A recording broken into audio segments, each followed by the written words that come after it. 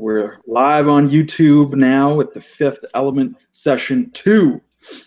So as we join our daring heroes, we find them deep in the bowels of the wetlands, the southern swamps of the Undine peoples, soaring over this verdant green sea, the sea of green leaves. And we can come down into those massive mangrove trees, into one of the Undine tree house cities. This one abandoned. This one has had its life force, its vital population sapped from it by mysterious forces, forces that our heroes are investigating. So it is built amidst the roots and branches of this huge mangrove. Believe we are joining our heroes in the depths of night. They have created a campground to lure in whatever dark force has the good and free peoples of the four nations. Do you guys want to pick up Thane and Micah with exactly where you are, what you're doing? Well, we were going to set up an ambush, if I remember right. Yes, that is correct. I was thinking that we'd have a campfire on the ground, and then the rest of the group would be up in the trees watching. I'm unsure about whether or not we probably should have people down on the lower campground. It looked a bit suspicious if there was no one around this campfire. The question is, who exactly do we want sitting there as bait? Well, the Ifrit Janissaries are, most of them have rifles or muskets, so one could put a couple down there. What kind of armament do these guys have? I know they have muskets, but do they have? Yeah, I think they have the Janissaries will have like arquebuses, so not quite as developed as muskets was my thought. Okay. They could be muskets if you want, and also tulwars, and they probably just have like a padded shirt or padded vest for armor, very very light armor. Okay. Unless you think they'd be more heavily equipped, they certainly could have mail at your discretion. Thing. I was thinking muskets at least, because that kind of fits with my whole character's story, where he's supposed to be kind of the gunsmith, and he's been helping to develop the technology for the Ifrits. Absolutely, that's no problem at all. Do you think they should have just padded armor, or should they have mail? Now we'll leave it with padded. I don't think I want to make them too overpowered or everything. They shouldn't be able to do everything. So just padded armor. They'll be our ranged troops for now. Yeah. Well, it's whatever you think would make sense. I mean, power level is not the main concern. We're looking into like a mystery here. We're not, the power level is not a big deal. It's intelligence and tactics that are the important thing. I'll leave with padded for now. I guess maybe the only thing I'd want to add is maybe they should have a melee weapon too. Like a scimitar or something. Yeah, absolutely. They would all have scimitars. Yeah, and that's good for me. With that in mind, though, I think that the Janissaries and me, we should be up top. On account of the fact that we're not really melee troops. Yeah, and I could see Princess Xandra kind of insisting that she stay. Like, she would probably say that myself and the sylphs should stand fast here by the fire. We shall draw them in with our merrymaking. You can cover us from above. My armor. We lost you at armor. That looked really good, but we didn't hear any of it. Excellent. So I'm thinking, can you hear me now? Yes. Yeah. Okay. Thinking Princess Xandra would say that she will wait with her armor and the sylphs, and her armor will protect her, she will protect the sylphs, and she'll pat one of the sylphs on the back and like almost knock the poor little guy over, because she is, of course, our 6.5 foot tall rock maiden with the hoplite panoply, the big breastplate, the big Coronithian helmet, the big hoplon type shield. So she is all about taking that damage and protecting the innocent. Nava would be unwilling to. She's fine with being having her crew on the ground, but she's not going to leave them there. So she'll be by the fire with Sandra and her 2 crewmates. I guess me and Gali and the Janissary should set up top. Is there a good vantage point for us? Like, where are we going to set up this fire? Yeah, you guys can pick the best tactical spot so that you have a really good vantage to provide cover fire, sniping down into the area. So you guys can take your time and set up an ideal location. Yeah, let me just double check the range on the musket. I think we said it was 80. Oh. Oh, was it 40? Yeah, 40. I remember it being very limited. Yeah. So I know I'm 80, but I think musket's only 40. Excuse me. Well, the closer you are to the camp, the less area you'll be able to cover. So if you're really close to the camp, you kind of have to hope they come from a certain direction. Yeah. Whereas if you're farther away, you can have a bigger range of area to cover, but your accuracy will potentially go down. Yeah.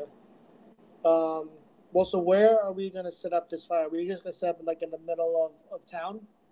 That's what I was thinking, yeah.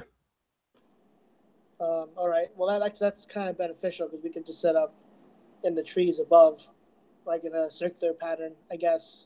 Mm-hmm. Yeah. Actually, I want to do 3 spots. Two Janissaries, and then I guess me and Gali will be another one. So that if they get ambushed somehow, they won't be alone. Sounds good. We'll set up 40 feet up. Or I guess no, that would be 40 feet. I guess 20 feet up and 20 feet out. I guess if we can, around the center of the city. Sounds good. And then I guess we'll want to make stealth checks, I assume, or hide check rather. Yes, for sure. And also definitely perception test to see them coming in, what direction, from how far out you're able to notice them. I don't think we ever did. Oh, sorry, go on. I know. I was just going to say, I don't think we ever defined Galilahi's armament.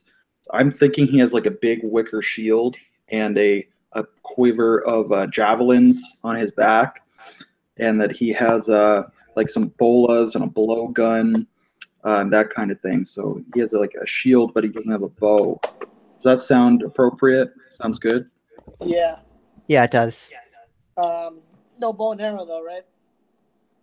No. Okay. I guess me and the Janissaries will take 20 to hide or stealth or whatever. I think. Absolutely. I still want you to roll for it, just because even if you take your time, there is a degree of skill and luck.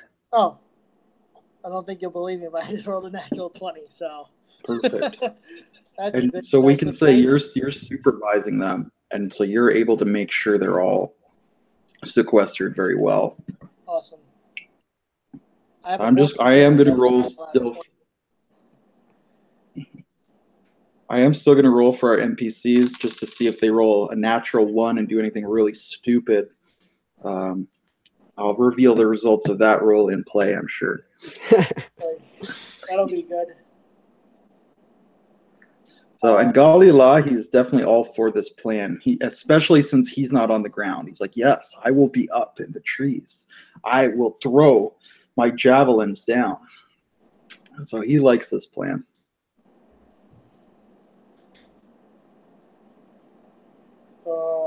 What did the I know if I remember I want to equip the sailors with blunderbusses, I believe, right? Yeah, they can have blunderbusses. That's fine. All right, fair enough. They already had rifles with them, but Oh, okay. I was wondering because I just remember I brought like a set of blunderbusses and pistols for the crew. You know. You brought a huge arsenal. Yeah. yeah, we did. Well, I mean, blunderbusses on the ship, like it's probably for the best. You know, it's tight quarters. Scatter guns are probably the best bet. All right, so Saladin has rolled that 20. He's made sure that the locations are selected perfectly, that the camouflage is pretty much perfect. Galilahi and Xandra are up in the trees. Xandra, I don't think has a ranged weapon. She has her spear, which she can throw, but it's not really designed to be thrown. And then what about Miss Westgale there, Nava? Are you asking what I'm doing? Yeah, just do you want to describe your preparations? Is she nervous? Is she excited? Which group is she situated with and such? Well, I'm down on the ground by the main bonfire with Xandra and my crew. Okay, so Xandra will be down then as well. Yes. I'm staying very close to Xandra because, I'm hoping to kind of like cower behind her if something horrible happens. But in the meantime, I will brew a kettle of tea over the fire because we might be sitting here waiting, and I imagine these marshes can get quite cold at night. Yeah, they can get a little cold. They're always damp, but very occasionally there is even some frost. So, yeah, a nice kettle of tea brewing there, and maybe some blankets and bedrolls, maybe with the rifles hidden under those. The Sky Sailor is just ready to pull those out at a moment's notice. So, as I'm making the tea, I keep kind of glancing over my shoulder into the underbrush, kind of nervously shifting and kind of wringing my hands. All right, so I'll get you all. Or something, do we? Suddenly very unsure about this plan. So I'll get you all to make perception tests, including yourself, Lilith. Okay. Oh, hey, not bad. Take that. 12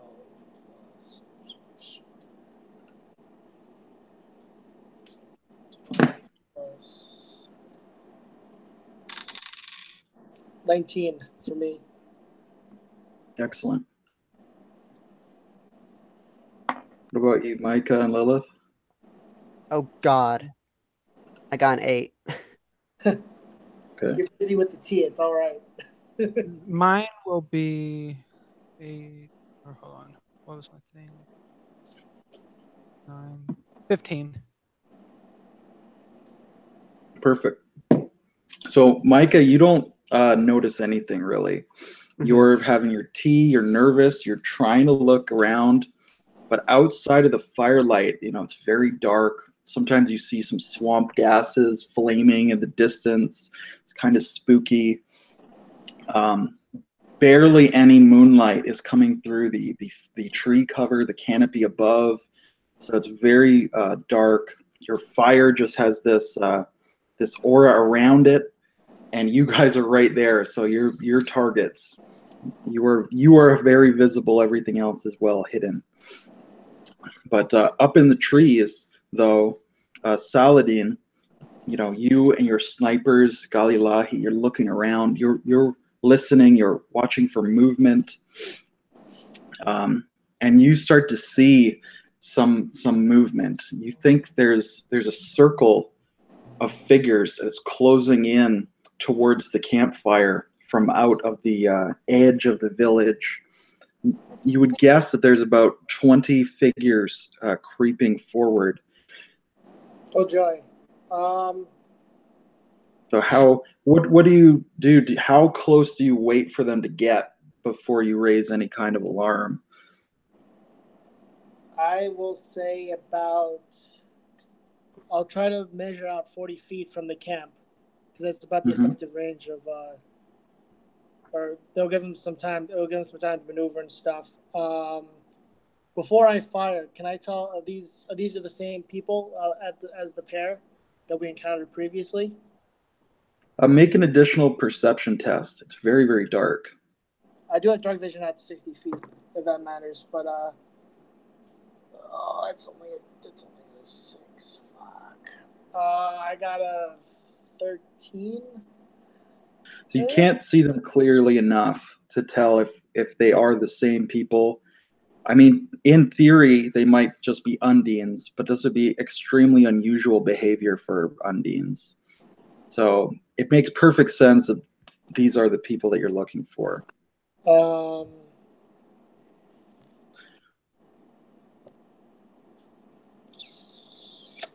you're just going to wait till they're within about 40 feet of the campfire, and then you're going to... Okay. I'll fire the first shot, and I will make it a warning shot, because I am neutral good. Well, we'll wait for a sec, because Lilith, did you want to take an action before that point? Yes. Okay. All of a sudden, all 4 of the let's see, Micah and Saladin, Nava.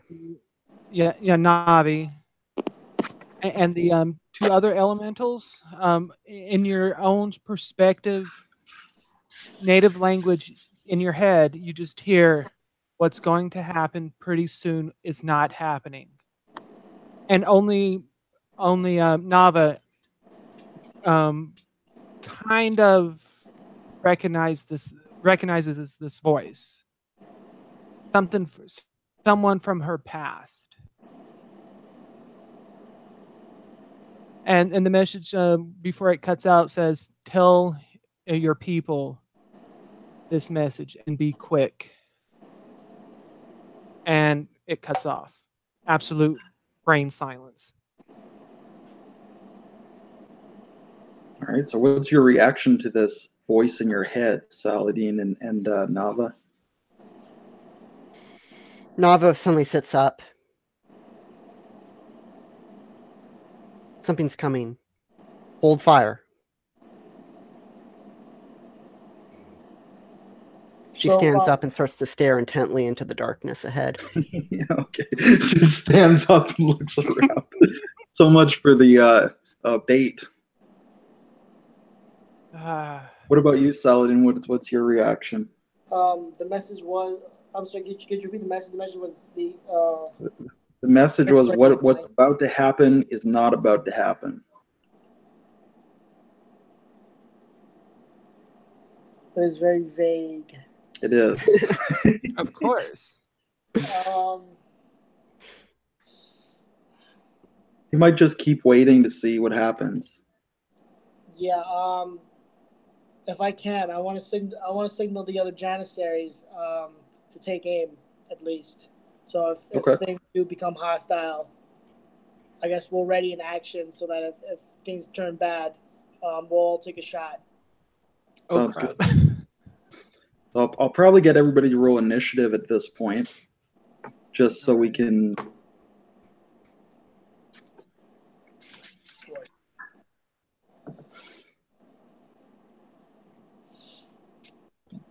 Saladin rolled a 9. My luck has already turned from that natural 20. It's going to be a long session. What did you roll? I got a 14. 14 for Micah. Mine will be a total of 20. Jeez. 20 for Lily. What did you get, Thane? A 9. 9.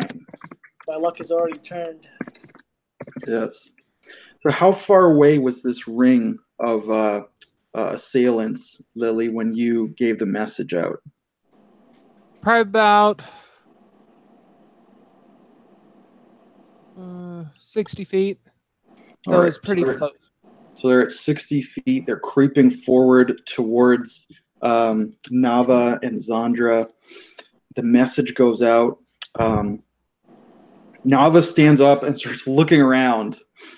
And as soon as Nava does that, the figures all rush in.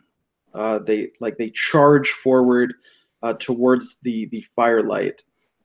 So their movement is about 30 feet, pretty standard. Now, Saladin, you and your crew all basically have readied actions. So you see this charge start. What do you do?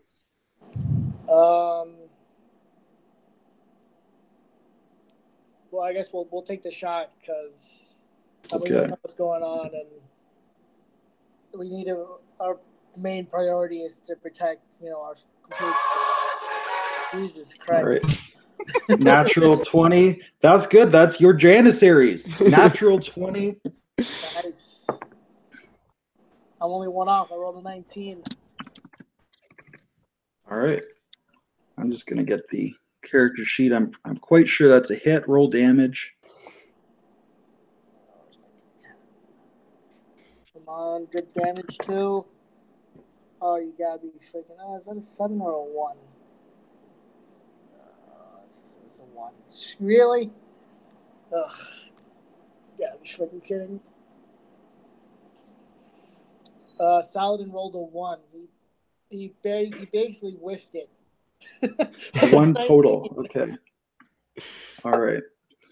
That's why I like Savage Worlds, because the more accurate your hit, the more damage you do. But regardless, what is the damage on those muskets anyway? I believe it is a D12, but I can tell you. It is that D12. Sounds right.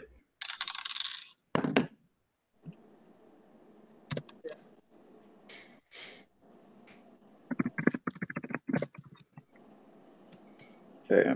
Oh, and they got natural 20s, so that's a critical hit for them. At least somebody's doing work up here. Twiddling my thumbs. Yeah. Okay. So Nava, you hear the voice in your head. You stand up. You gaze around into the darkness, and suddenly you see this ring of figures come charging, rushing towards you out of that darkness. And they're these strange, black-skinned, black-clad forms, some of them with glowing eyes, most of them with blades clutched in their hands. They come rushing towards you, and just for a moment, perhaps there's that fear in your heart, and then you hear the familiar crack, crack, crack, crack of the muskets, the reverberation of rifle fire, and maybe you see one javelin from Galilahi, and three of these figures stumble and stagger, and they fall to the ground, and they begin oozing this black fluid, and their flesh and clothing is all dissolving in these bubbling quagmires. Also, Saladin shot one of them in the shoulder, but that one appears to be fine. Sorry, Saladin. Yeah.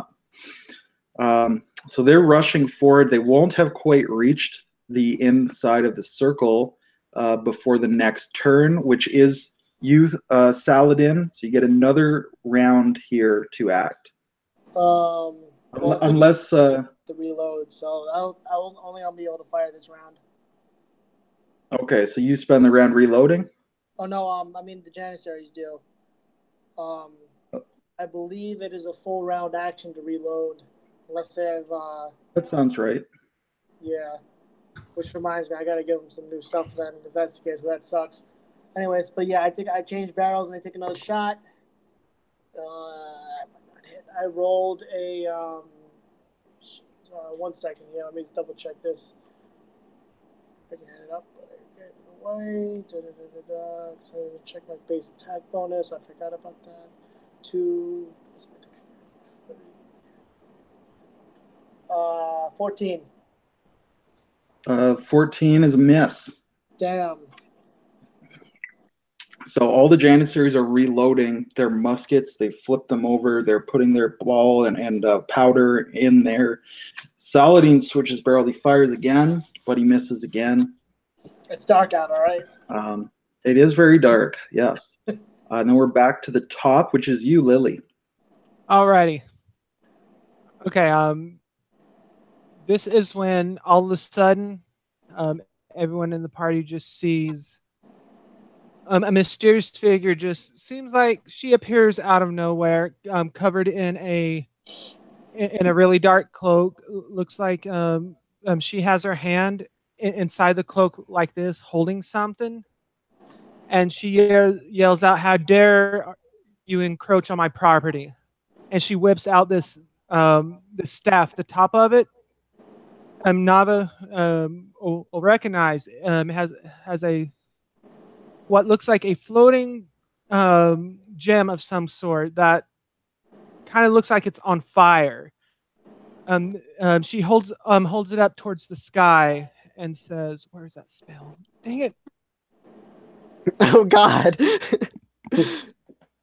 Okay, she yells out, "Time has come! Crash down on the wicked meteor."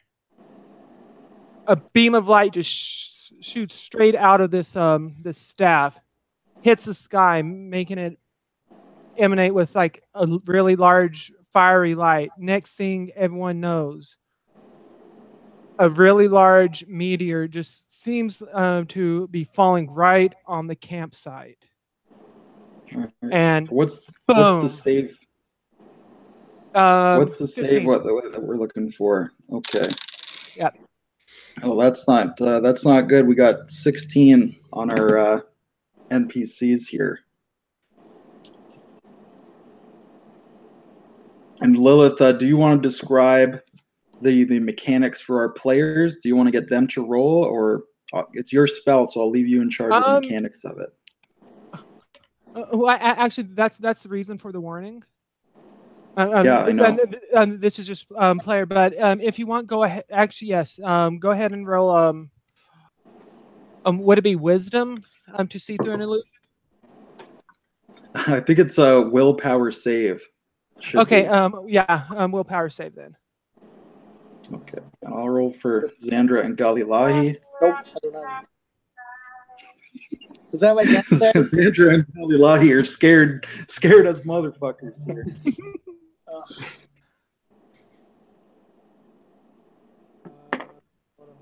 Oh shit! I got a 23. Perfect. I might be scared. I only got a 14.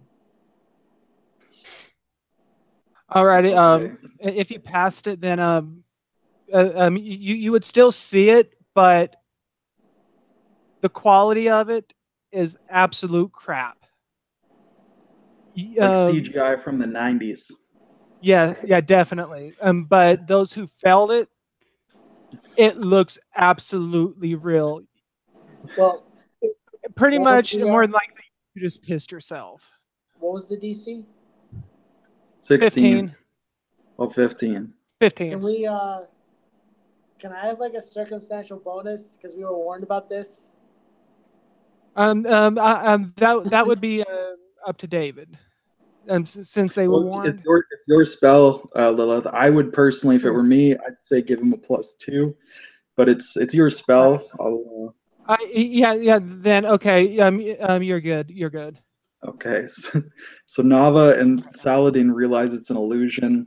All of your allies think it's real, but your assailants all think it's an illusion.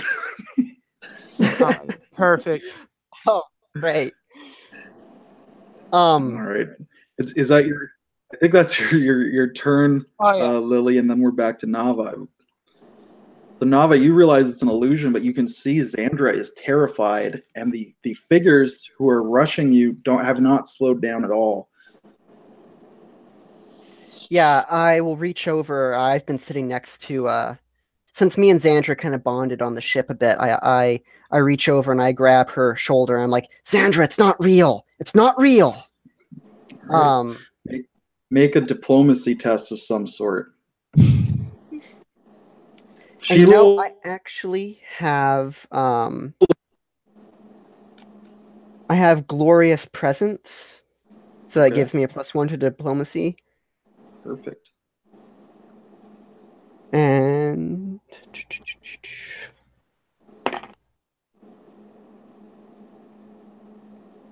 that is a 15. Great. So she snaps out of it. You know, nods her You cut out. her own eyes. And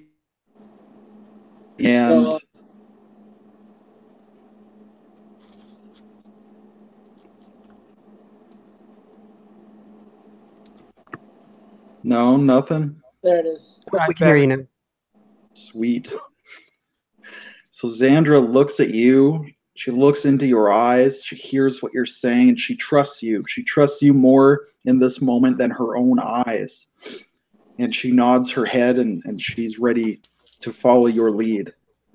So that's a free action, though, Nava. What do you do with the rest of your turn? Would it be a free action to activate my Boots of Speed? Yeah.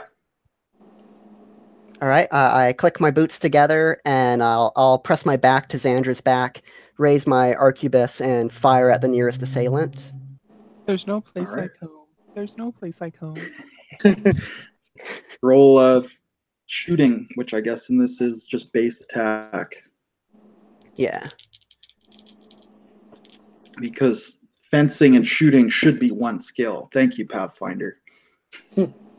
Well, I think as long like she should be able to roll against touch attack if I remember. Okay. Oh, god damn it. I got a 10. 10 is a miss. All right. I'd like to take my second action because haste gives you 2 actions, right? You're right. Absolutely. And I will reload my arquebus. Sounds good. So yeah, Nava fires, and then in super fast forward, she starts reloading the arquebus, thanks to the boots that her grandpappy gifted her with. Then we are back to our non-player characters and anti-heroic ones. I'm just doing them all on the same initiative, basically. Let's see.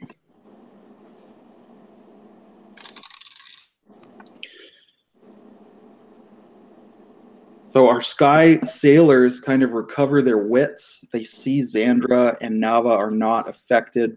You know, they're not cowering. They realize it's an illusion of some sort.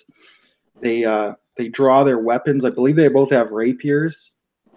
Or were they? Well, it's such short range. I'm not sure if they should use their arquebuses. But let's say they have the arquebuses at the ready. So they raise them. They fire into the mysterious black-clad assailants just as that wave kind of crashes in around them. So unfortunately, they're horrendously outnumbered. Xandra is doing her best to defend, to make sure that the Sky Sailors are safe. And for a moment, the 4 of you are holding off these 17 remaining assailants. So it's kind of a stalemate at this exact moment. And then we'll come back to Saladin and the Janissaries. All right, so the Janissaries should be reloaded. I've got 2 more shots, so we're all gonna, I guess we'll all fire at the same time. Sounds good.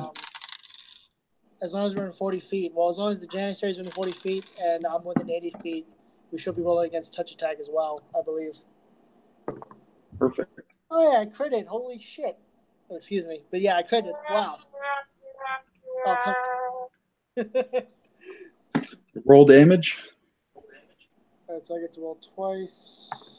I rolled a 10 and 13 total. Perfect. So that's a kill.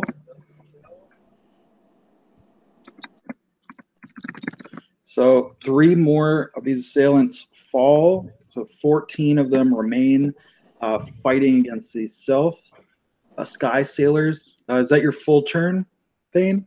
I'm gonna take this time to reload. I have one more shot, but I'm gonna reload now. It should be a free action, I believe, for me. Okay. I have rapid reload, and I have a rifle. Perfect. And then we're back to the top, which is Lily. Alrighty. How far are the closest group of enemies? Oh, that's up to you. How close did you reveal yourself to them? She would probably have revealed herself like right there on the edge of the camp. Pretty much at the end of where the light from the campfire stopped. She just appeared and pretty much walked within sight of it. Sounds good. So probably then a few of them have diverted and they're coming at you. They have these short, curved swords, not long enough to be scimitars, and then daggers with a slight curve as well. Okay. Well, they haven't done any damage, but they're certainly moving and trying to slash and stab. Alrighty. That's when I'm going to go ahead and use my spirit ability, Touch of Flame, which does 1d6 fire damage plus 1. And give me a second. Let me get the actual specs for that real fast. Sure. Fire.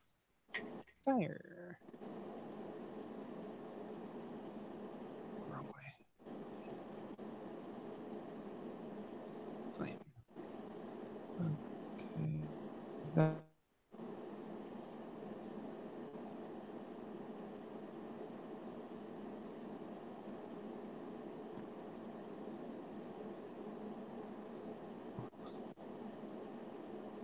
Okay, melee touch.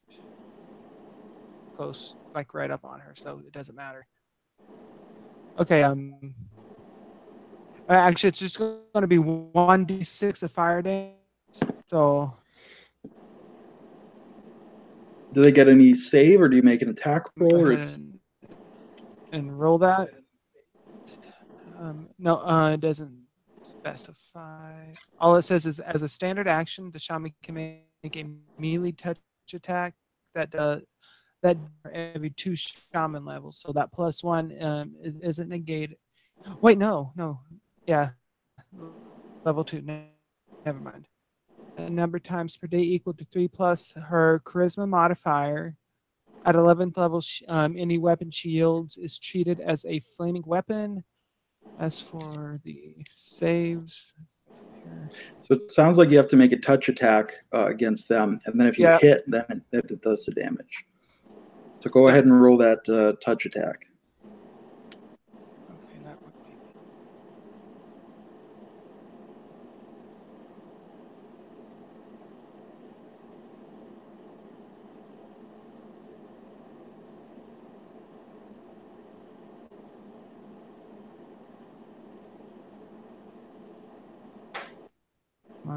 Come on. That would be 16 total. That's a hit. Roll damage. Okay. 1d6.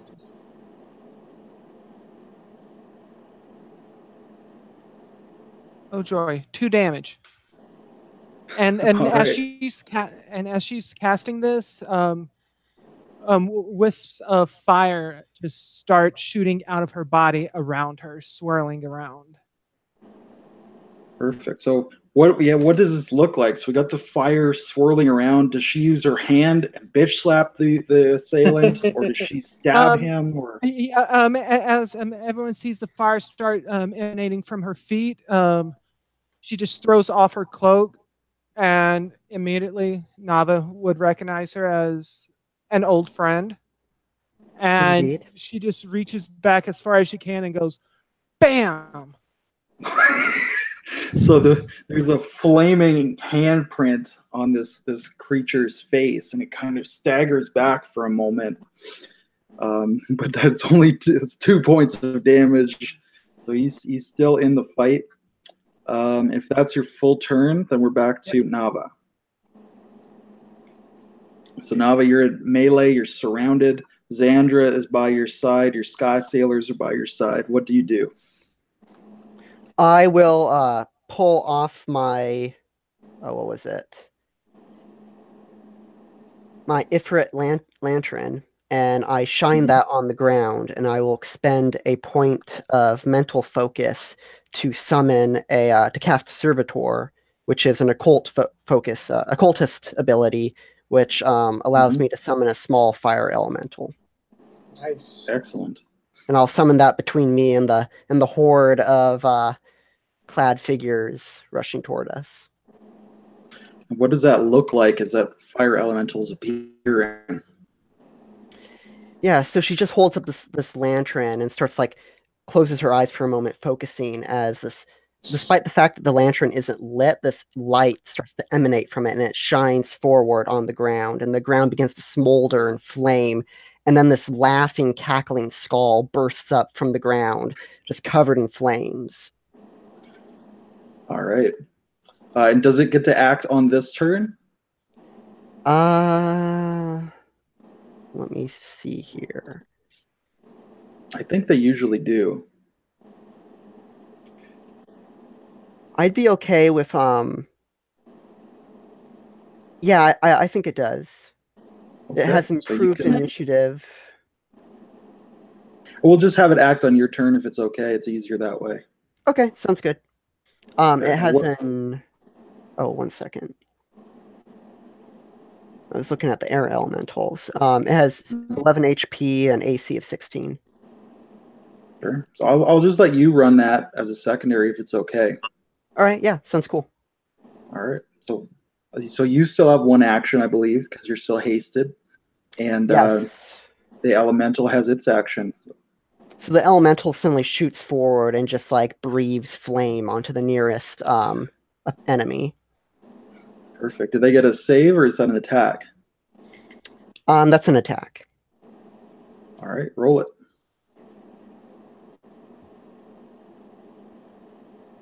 One second. Let's see here.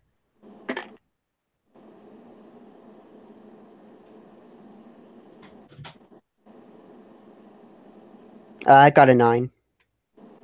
9, that's a miss. So perhaps the figure is able to pull his cloak up and backpedal, and the cloak unfortunately takes most of the damage. It's very superficial.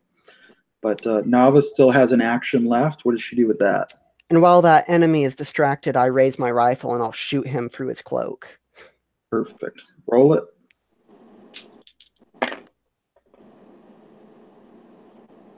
And I got a 15. If that's touch armor class, then it's a hit.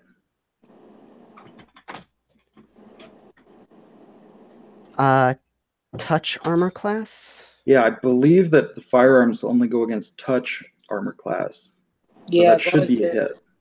As long as they're in the first range increment, they will hit touch tag. Perfect. Okay. So it's a hit. Roll damage. 5. 5. It's not quite a kill, but it is a wound. Describe what that looks like. I just fire straight through his cloak, and it takes a chunk out of his torso.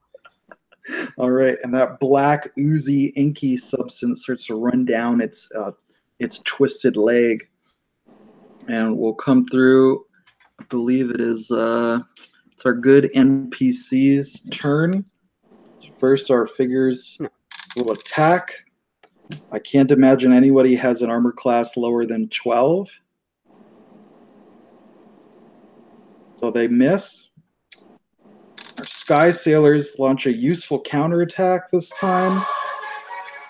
They roll big time damage. So we got 2 kills there.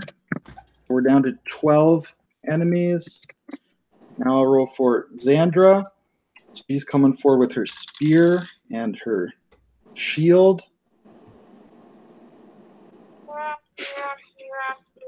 She does a wound, but she does not manage to drop any assailants. So then we're back to Saladin, I believe. Cool. So the Janissaries are going to be reloading again this round, I believe. Okay. Yeah, because they fired last round. Okay, so yeah, they're still reloading. Or, they fired last round, so they need to reload this round. Okay, yeah. So it's just me. I will take a shot. Does anybody look like they need help down there, or can I just fire at any one of them? So far, everybody's been able to hold their own, or rather, the assailants are rolling very poorly. So no one's in particular peril. I don't think any of your party's been wounded at all. Okay. Actually, can I take a second?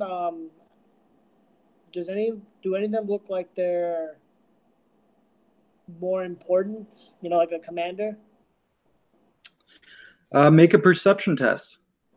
That's not bad. 21. Yeah, well, for the most part, they have shorter, curved blades, and they just seem to be kind of wearing regular, loose black cloth clothing. But you see that one of them does seem to have it's not very useful looking armor, but it's like a black dyed leather, and he seems to have a longer, straighter, more ornate sword. So you believe that at least this is the only one who looks like he stands out from the pack. So you think that you see the leader. Have I seen him maybe giving orders, or is it just he looks more important than the rest? Is the only difference. He hasn't been issuing any orders. He just looks a little bit different from the others. Can I point him out to the rest of the party? Maybe I want to see if we can try and capture him. Absolutely. So that's a free action. Just point, yell, "Hey, capture that guy!" I'll point at. Like I said, there's no point in pointing at him because nobody can really see me up here. Well, your Janissaries would, but yeah. Yeah, I guess I'll point that. I'll point at the guy. And I'll yell out the. You said he has the guy with the straight sword, I believe, and the fancy armor. I yell at take that. I'll take that guy alive. The guy with take that soldier alive. The one with the straight sword. And I'll try to point him out. And the fancy armor. Perfect. So yeah, everyone's now aware. They see him. Xandra, I'd imagine, would start trying to tackle her way towards him. She's got her big shield to just shove people out of the way. But it's not her turn yet. So what else are you doing on your turn? I'll take a shot and I'll try to start clearing out people towards him. So that Xandra and anybody else who makes a go for him has an easier time of getting there.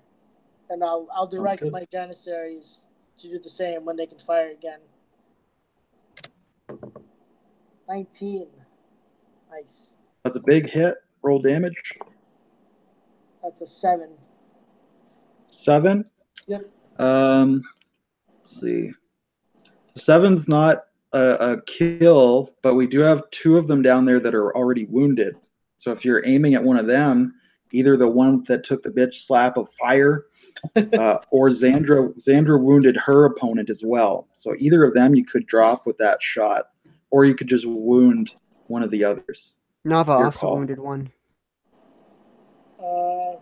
Yeah. Just for kicks, I'm gonna kill the one that Xandra's fighting, because I'm sure she'll love that. Okay, sounds good.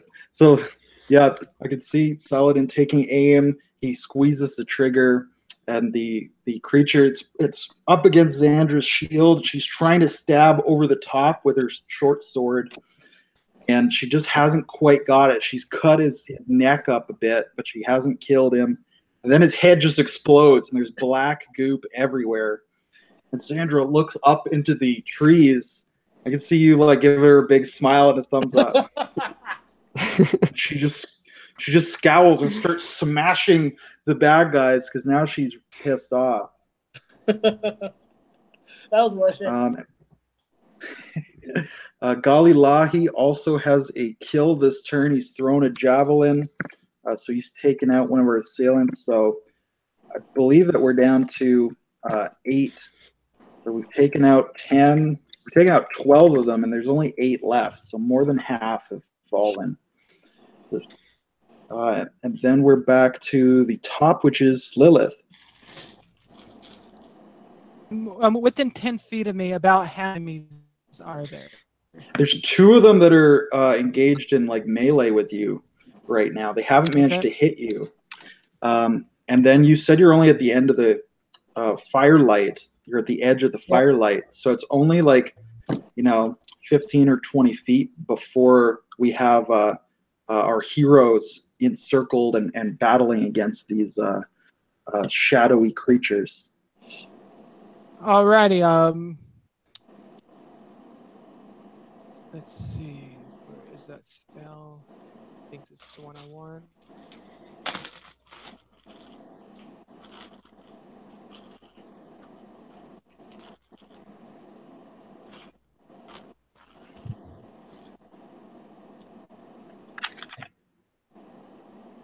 I have to pull up the specs real fast.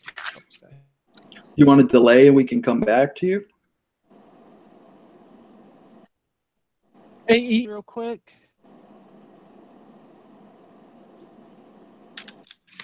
Wait, actually, that I was wrong. Okay, okay. There's a larger group of enemies coming towards the correct. There's 2 in front of you, and then about 15 feet away, at the very edge of the fire, we have our 4 teammates, and they're surrounded by enemies in a circle.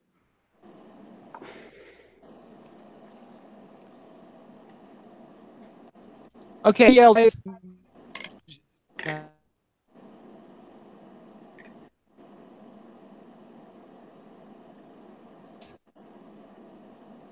You're cutting out, Lilith. And that'll be 15. I'm sorry, I didn't catch that, Lilith. You're cutting out a little bit. Is that better? Yeah.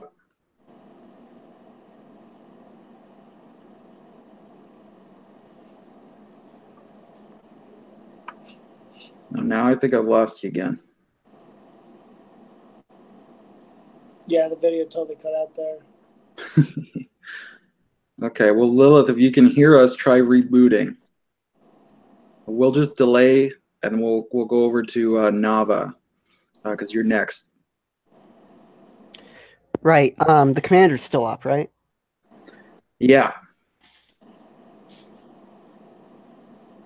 I'm going to, I reattach the lantern to my belt. I pull up my sensor. And I will cast, as I start to sway that back and forth, I will cast Hypnotism. Nice. On the area where the commander is. Now, Hypnotism works. I have to roll for hit dice. Okay. So that's going to affect 6 hit dice worth of enemies. Perfect. And what's the area that it affects? Is it a cone or a circle, or how big is it? I believe area, several living creatures, no 2 of which may be more than 30 feet apart. Okay. So we'll say that, so you got 6 hit dice that you're working with? Yes, because we're in combat, the enemies also gain a +2 to saving throw. Okay. My DC is 15. So we'll say our commander has 2 hit dice, and then so you get another 4. So that's 4 of the goons. They only have 1 hit dice each, plus the commander. Cool. Now I'll roll a separate save. They both saved pretty high though. Got a 21 and an 18 for those saves. Damn, okay. No effect then. All right, so that's the Censer of Saint Adamant, is that right? No, that Oh, it's is different. the Dread Inquisitor's Confession Censor. Nice. Well, yeah, hypnosis, unfortunately, no effect. You still have your elemental, and I think you still have another action from yourself because you're hasted. Yeah. My elemental will make an attack. Roll it. 11. That's a miss. And I will take this opportunity to reload my arquebus. Sounds good. We still don't have Lily back. I think we'll come through to our non-player characters. Unless I was going to take intermission at 9 o'clock. Do we want to take one early to wait for Lily or keep going without her? That sounds good. I have to use the restroom anyway. Okay, Yeah. we'll take a quick intermission then, and I'll message Lily to let her know. Can you guys hear me? Yeah, we can hear you. Oh, there you are. Okay, good. Yeah, I just jumped on my phone instead. I Okay. just used my computer for my character sheet. Okay, sorry about that, guys. Yeah. Well, we were thinking about taking an intermission anyway. Like I said, we were going to take Okay. one at 9. Can you hold it till 9, Micah, or do you want to just take it now? I'd like to take it now. Okay. We'll take an intermission anyhow. Okay, guys? Okay. So we'll be back in like Alright. 5 or 10 minutes or so. Sounds good. See you guys soon. Give me 10 minutes because I need to run upstairs to talk to my roommates real fast. Yep, no problem. All right, I'll be right back. Okay. Me too.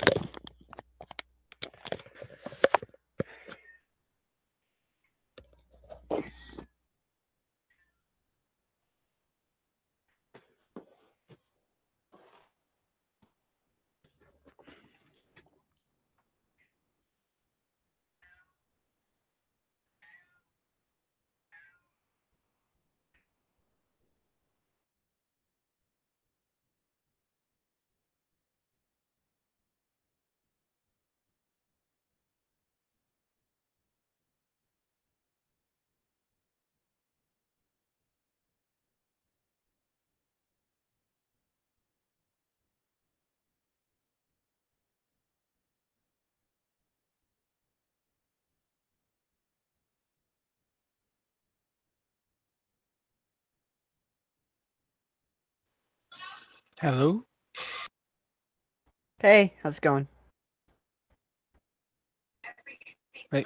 Okay. Hey, it's going. I just watched the new trailer for Titans. I don't like the way they have Raven. Raven is so sweet and innocent, not knowing her powers. That's not the Raven I know. The Raven I know is a badass. Can you hear me? Oh, yeah, I can. Sorry, I was muted. Oh. Ah. Yeah. I don't think I'm going to like it because I'm going to be looking at that with very... Yeah. Okay. When I was had computer, what was the last thing? I'm back. Hey, we're all back. We're back.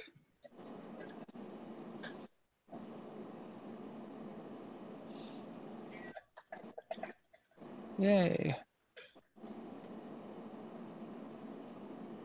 Better lighting there.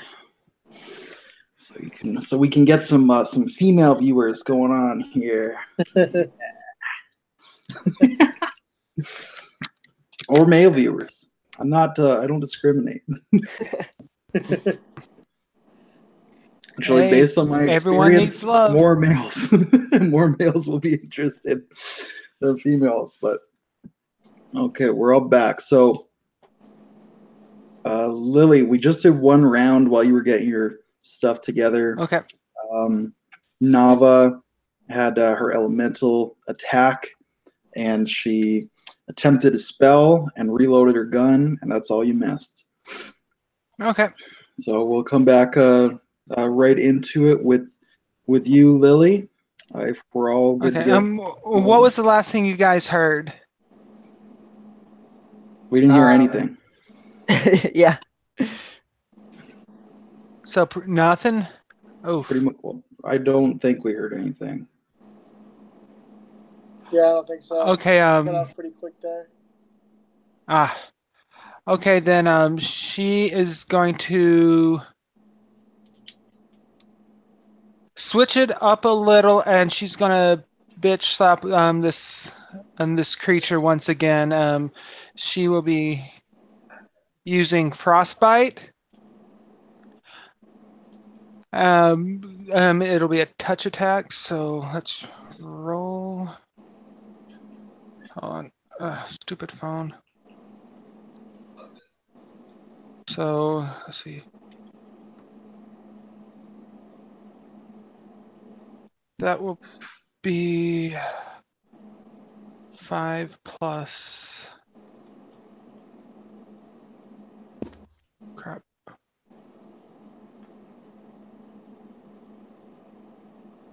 $17 hit. That's a big hit. I think. Okay.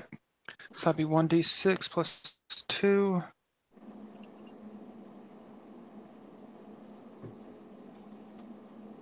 A total of 6. 6. So that's not a kill, but it's more damage done to that. He's already got the handprint for 1 damage, and now he's reeling. He's almost done. Describe what this attack looks like. Pretty much. She first slapped him. Let's say on the right side with her fiery hand. On the other one, she just reached back with her left hand and just decided to make both sides even and doing a little bit more damage this time. So Okay. much father.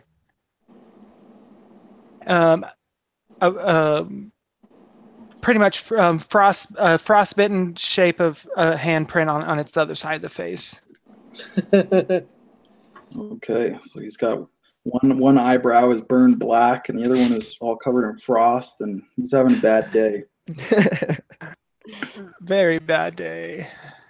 So they've lost half of their, more than half of their number. I'm going to make morale to see if they want to stick around. They seem to be getting angry, not scared. So they are sticking around. They're not fighting much better. Your sylphs sure are putting some beat down on. I'm going to roll damage. Sylphs have some hits here. 2 kills for the sylphs. And I'll roll for Xandra. Big hit. And a kill for Xandra. So you got 3 baddies down in 1 turn there. We only have 5 of them left. So they're at a quarter of their number. I'm going to roll another morale test then. Because that's a big loss in 1 round. The morale is holding, but there's only 5 of them left. So it used to be when we started, they were surrounding you 4 near the fire. Now you're surrounding them. But Lily, you still have 2 on your booty over here. Okay. And then we're back to Saladin up in the trees and his Janissaries and Galilahi. All right. So the guy that I point out, is he's surrounded right now? Like he can't escape? Or you'd have to... Yeah, I guess he would definitely be in that circle, yeah. So it's him and 2 of his closest pals, and they're surrounded. I'm gonna call out from the trees. I'm gonna tell them to surrender. I'm gonna call for them to surrender. Make diplomacy or intimidate or bluff or any relevant social test. I don't think I have any social skills. Well, then just roll a d20 and add your charisma mod. You mean if any? My charisma mod? You mean my charisma penalty? Well, I rolled a natural 20. I can't believe I rolled 3 natural 20s tonight. All right. I'm definitely going to roll nat 1 when it counts. I'm just going to be dead. So the goons are ready. The goons are ready to surrender. I'm going to roll to see if the commander wants to surrender. Even he wants to surrender at this point. So they're dropping weapons. They're putting their hands up. Yes. Let's see here. So I want to get a. Trying to think. What is sense motive in Pathfinder? Is there an empathy skill to read someone's Let's intent? see. It's give me it's called s- sense motive. Oh, it is Yeah. still sense motive. Okay. Yep. So make a sense motive tests, everyone. And if you don't have sense motive, it's just a wisdom test. I believe Okay. it's wisdom. Rolled a 9. I got no clue.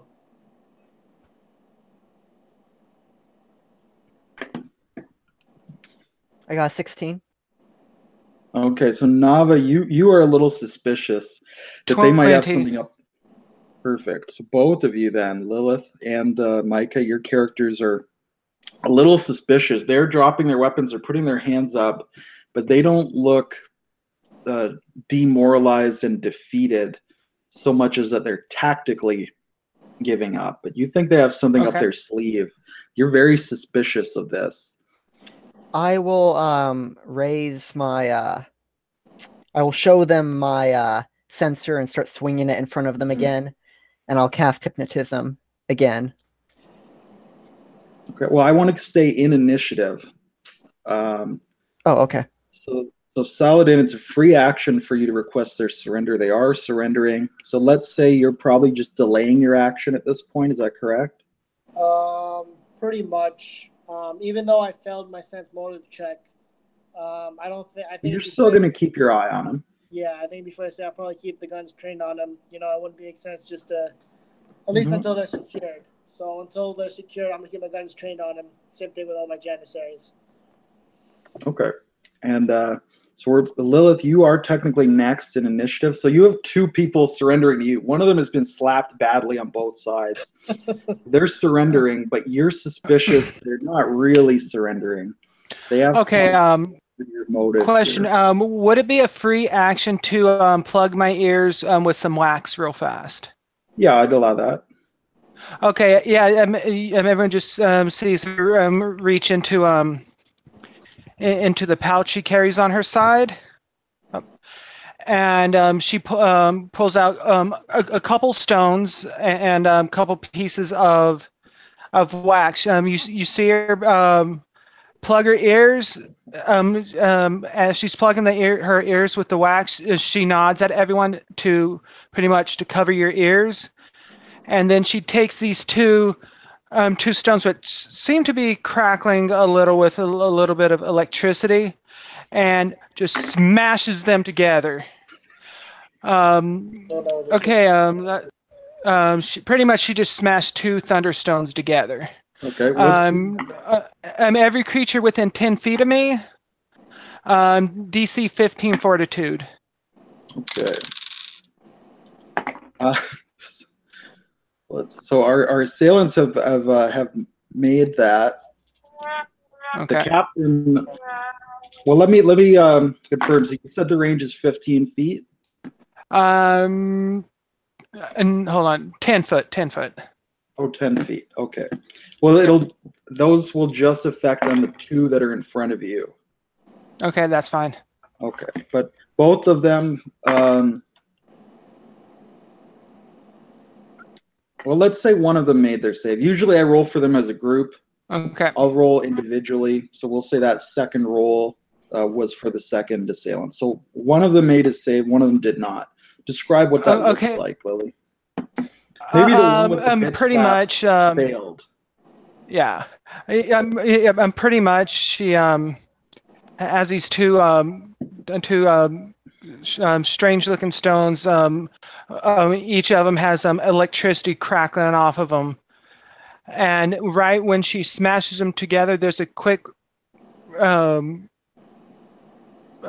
flash of light, nothing to blind or anything, just.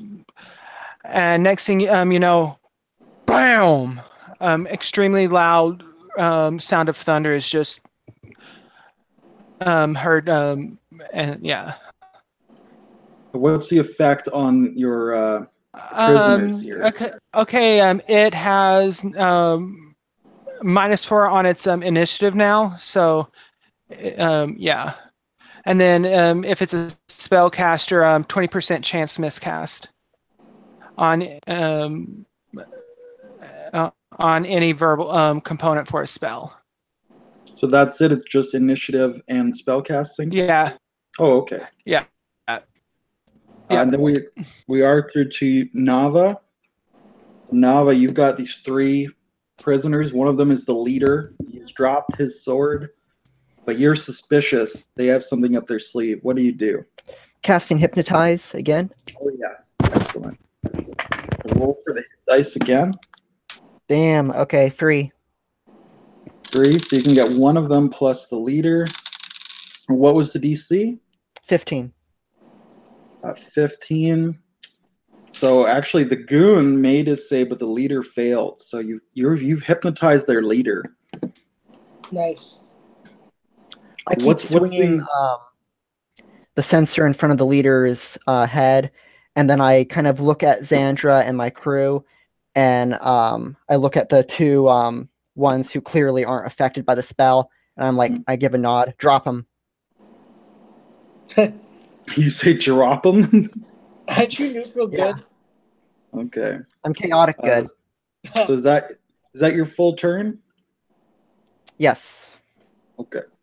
So we are at our NPCs here. So Xandra will probably act first then, because she wants to drop somebody. And she does.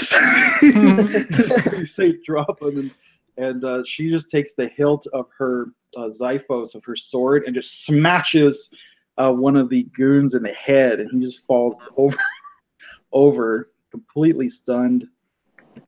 So now the remaining 3. Is he stunned or dead? He's unconscious but not dead. Okay.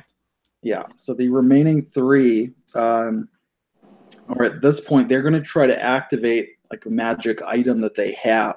So that will trigger attacks of opportunity from pretty much everyone, including Thane, because you are have your gun trained on him with a ready to action.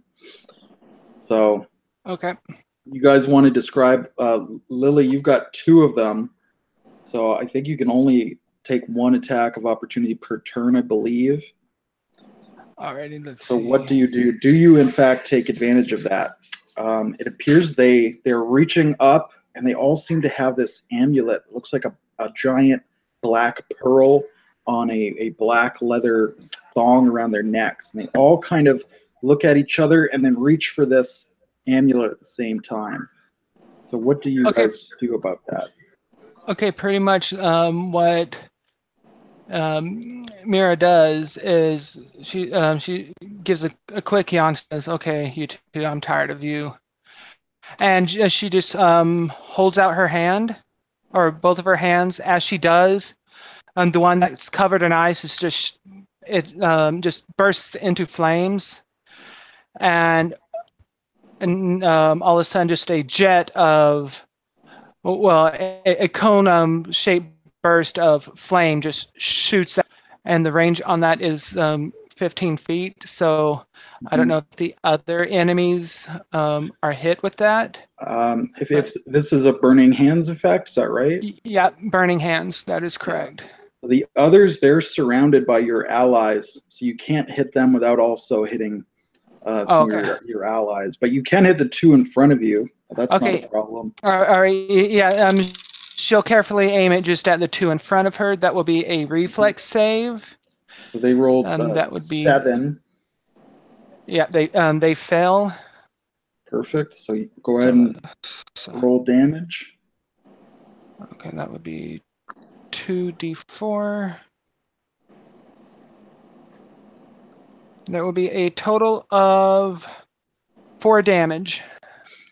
All right. So the one who's been all beat up already, he's sorted out. The fire washes over him. He yells, falls on the ground. He's in flame. He's rolling around, and he just dissolves into that inky black liquid. Damn, he had a shit time. The other one, he's hit by the flame. He starts on fire, but he has the amulet and he squeezes and crushes it. And as he does that, he just starts to kind of fade away. And he certainly is not having a great time. He is on fire, but he fades away and kind of vanishes. So we'll go back to the two goons who are surrounded. They're trying to do this as well. So Nava or excuse me, there's only one that's conscious is trying to do that. But he is trying. Nava and Xandra, you guys have attacks of opportunity. Nava, what do you do? I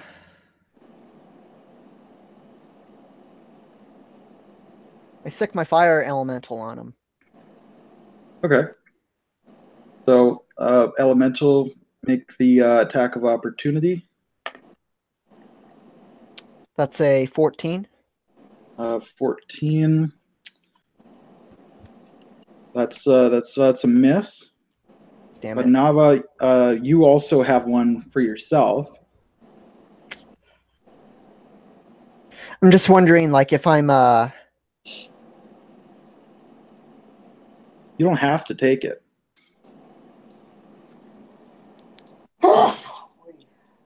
You want me to? I'll roll for Xandra and the NPCs and see if they have any better luck first. They all actually rolled horribly and miss. okay. In that case, Now, Thane and the Janissaries have readied actions, though. So Thane, you guys can use those if you want at this point. Sounds good. Obviously, we're not going to fire at the commander. Plus, he's not doing anything. But yeah, we'll try to take out any weapons and. Just the one who's trying to be cute here. 15. That's an unnatural 20. Okay. Well, your Galilei and your Janissaries also hit. So this guy is completely shredded. He gets a javelin. He gets at least 3 bullets all at the same time. So he just falls to the ground and starts, again, oozing and disappearing. But you've captured one is hypnotized, and that is the leader, and you have one unconscious as well. Nava's just standing in front of the leader, kind of swaying her sensor back and forth. I nod to my crewman, time up, while he's fascinated. All right.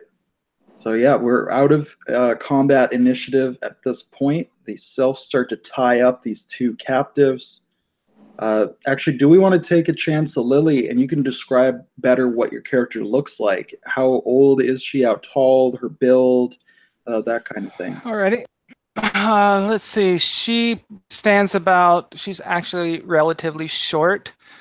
A good, fine, mighty 3'8". Okay. So yeah, she's really short. Let's see. Studded leather bikini, pretty much a flaming quarterstaff. And as she's standing there, she brings her fingers up to her lips. And next thing everybody knows, a large albatross just starts circling the group. This albatross doesn't look like your ordinary albatross. It has this strange glowing halo about it, kind of like they portray behind the saint's head and all that fun stuff. Mm-hmm. This bird just has this around it. It lands right in front of her, and she just reaches over and pets it. Good boy. Now all of the animals in our setting are infused with one of the 4 elements. So what would that be on your albatross? Is it a flaming albatross? Is that right? Yes, that is correct. Excellent. And she looks up and walks over to Nava and like, it's been a long time. Nava looks up and breaks into this huge grin. Aha, Mira! It has been far too long. Yes, the spirits told me you're going to be in trouble. Here I am. It's good to have you here, my friend. Nava hesitates Yes. for a second and then gives her a quick hug. Xandra kind of scowls She's at Miri as if she's a little bit jealous that that Nava is giving this attention away. yeah. Maris sees this and just grins, and being the smartass she is, who's this? This your girlfriend? No, this is Princess Xandra. Xandra just glares. She out of doesn't her say anything. yeah, there she is, just with this wicked grin on her face, and she just bows to the princess. My apologies. And Xandra just turns away. She's being somewhat rude, but she is an Oriat, and they are pretty rude. And she just starts trying to clean the black goop off of her short sword. Yes. So what brings you folks to the swamp? I motion at the two captives. We have never seen people like this, and we believe they're responsible for the disappearances that have ravaged our lands. Yes, my queen did mention that right before I came here. Yes, let's see. By chance, can I roll knowledge nature? See if I can maybe figure out if I've read anything about these things? Sure. And in fact, everyone can roll knowledge. It could be nature, spellcasting, history, anything you think might be relevant, anything you are skilled at. Just let me know what you're rolling as you tell me the result. Nothing. Now that you have a close look at these things. Could I make a perception check instead? Because I had knowledge engineering and local, and I doubt out of those really. Maybe local would work. Yeah. But perception wouldn't really tell you anything. Like, it wouldn't give you a useful clue. Well, I mean, I just want to do that because of the crystal ball that I have. You know, it's harder to it's harder for other things to resist its effects if I know more about them. You know. Yeah, you don't need to roll for that. I would say now that you have a look at them, certainly these individuals you can track now with your ball. And in general, this type of creature, you now have at least a chance of being able to scry with your crystal ball as well. You don't need to roll for that. Okay. On a knowledge history check, I got an 18. All right. Can I try? And what about you? Local then, I guess. Like folklore and stuff. I don't think that local would. You can roll it if you hit a nat 20. I'll give you something, but I don't think it's super useful. 6 plus 19. 22 on knowledge nature. Excellent. That's just fucking ridiculous. There's no way I just rolled that. I hate to tell you what I just rolled. Did you get the 20? I may have gone. I'm not. I wish I had the camera on that because I feel like you don't believe me because I rolled freaking like 5 20s already. But I really just freaking. Okay, well, I remember last game. I don't think you were rolling very well, and even at the start of this session, you had a couple really booty rolls. So that's just the way the dice are sometimes. I don't know. I mean, are you using a dice roller or actual dice? I got these really nice metallic black and rose gold ones. Okay, cool. Very nice. Oh, those are pretty. Yeah, they're expensive, but they're worth it. And I guess they roll nice too, apparently. I was using a different set before. All right, so you all then would have some kind of, now that you were looking at these things, you have 2 of them captive. You know, you all have some kind of input on them. Mari, that is your character's name. Miri, sorry. Mary, yep. Yeah, Miri. So looking at these things, you know all about the local ecosystem, the food chain. You even know about beyond into the canyon lands. all the kinds of creatures that live there, the great ocean, and you don't know anything about these creatures, these people. So you would say they're outside of the natural ecosystem that you're familiar with. So that's extremely unusual. You know, they have this weird like shark-like texture to their skin where it's kind of like prickly, and just the black within black, the ebony onyx complexion of them. Even the materials of their clothing is very unusual. It's like a slimy, silky, smooth texture. So it's very, you know, everything about them is strange to you. The metal that their weapons are made of, it's this black obsidian-like. It's almost more like stone than steel. Everything about them is just wrong. It's just wrong to you. They don't belong here. Nothing that they have seems to belong here. You don't know where anything came from. And yeah, everyone just sees as she's just looking them over, and then she just gets this really angry grin, and she just go, abomination. Hit on them. All right. It's Saladin and Nava. So you were both kind of going. You have the local legend, Saladin, Nava with the history. So now that you're looking at them, you know, you both know there are ancient tales, ancient legends, kind of these boogeyman-like figures. You know, various names come up and have been distorted over time. You know, call them goblins or bugbears, the Wendigo.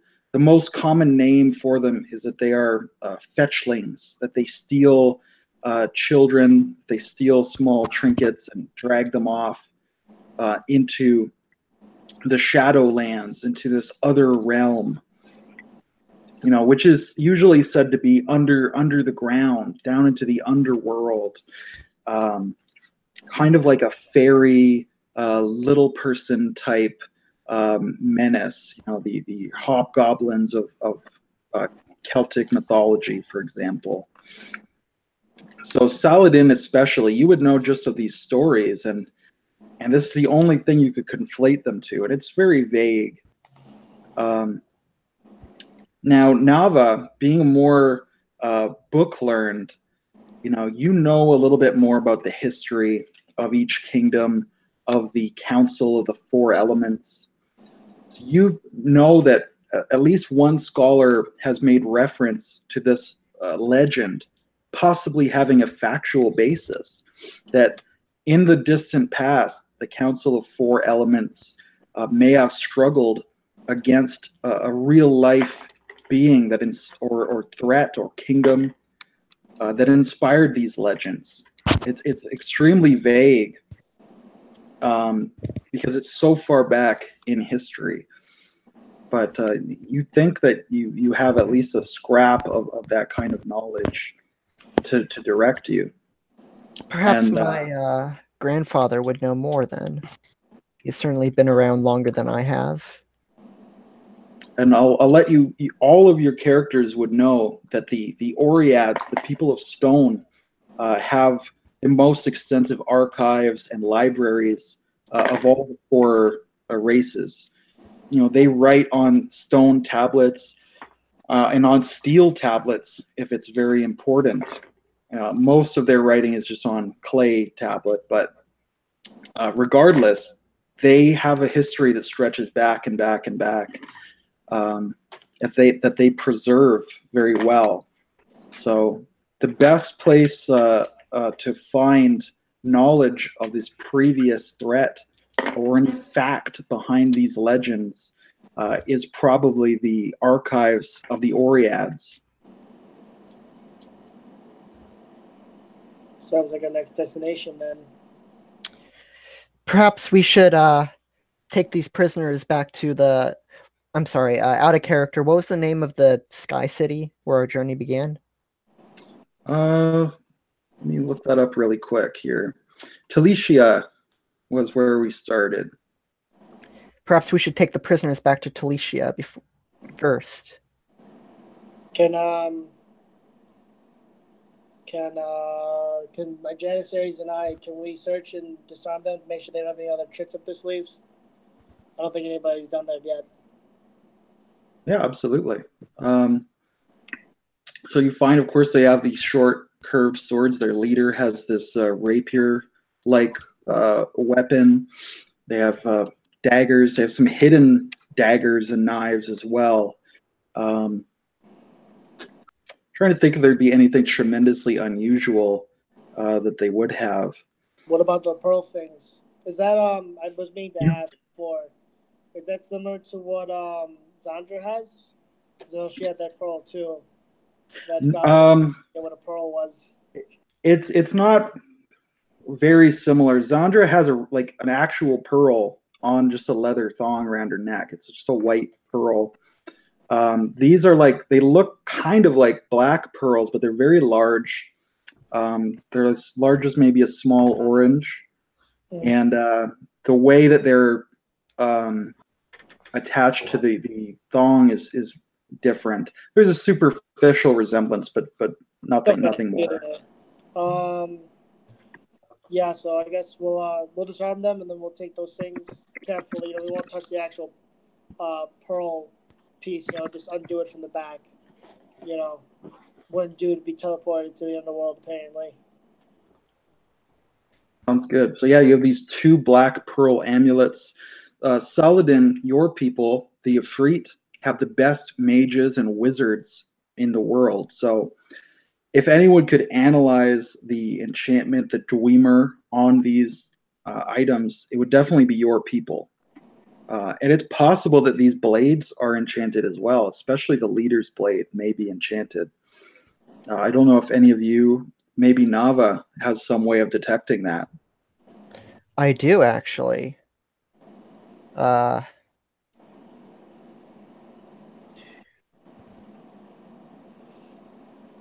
Let me look that up really quick. Sure.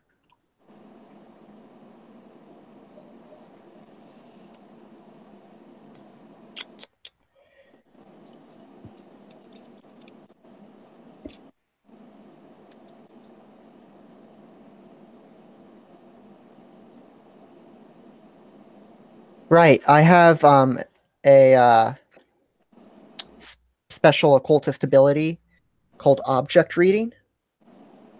Mm-hmm. At second level, an occultist learns how to read information from items he examines. Examining an item requires him to handle it for 1 minute. If it is a magic item, the occultist learns its properties and command words, as if he had successfully examined the item using detect magic and succeeded at a spellcraft check.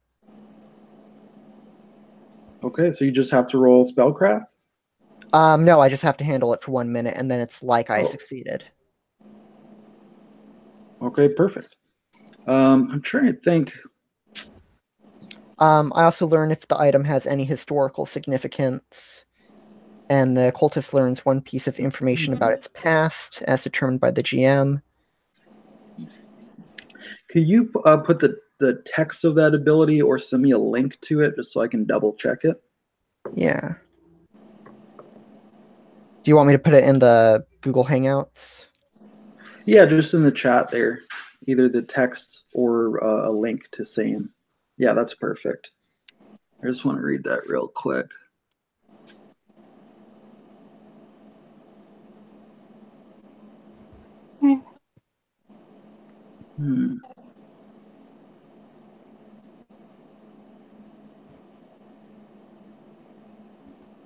Just detect magic or spellcraft. Okay. So for the amulets, you could definitely detect that they're magic immediately. And as you're handling them, or even just one of them, and looking at it, trying to focus on its past, on its origin, all of the magic in the known world comes from one of the four elements. And while you definitely feel this is magical, it's not tied to any of the four elements. It's something alien. It's something unnatural. It's from outside of every scope of experience that you have. So you believe that it has something to do with what you might call creation or conjuration, like a teleportation effect. You're familiar that Ifrit, who are skilled in magic, can walk into one flame and come out of a different flame in another city. That's the closest kind of thing you can feel to this, like traveling through the elements, like a teleportation. But it's not keyed to any of the four elements that you know. It's a whole new spell school, if that's what you'd want to call it. So unless you learn a little bit more about the specific spell school, you won't be able to fully understand all of its properties. You can certainly try to activate it and use it, because it doesn't require a lot of knowledge to turn the thing on. But as far as figuring out what it's going to do when you do that, at this moment, you're not 100% sure, but you think it has to do with a teleportation type effect. Saladin, do you mind if I hang on to one of these? Sure. I was gonna take the other one at least to. I was gonna suggest that we take it back to the capital city of the Ifrits. As you know, we are excellent mages, and we could probably figure out where these could take us and possibly replicate them if we need them. Of course. I hand one of them to Saladin, and I pocket the other one. I carefully pocket the other one. I pick up the weapons of the enemy, as I'm very curious, as it seemed like the first two of these creatures that we ran into, their weapons disappeared when they were killed by the spider. All of their equipment did, and the same with all of the ones that you've just killed as well. So I'll start examining the leader's blade. Perfect. I'm just going to look up an effect for that particular weapon, but I'll let you know both of the captives have cloaks and boots of this strange, silky, silent black material. And while it's not inherently magical, it is unnatural for this world. And they'd provide, the cloaks would provide like a +4 bonus to hiding from sight. The boots would provide a +4 bonus to moving silently.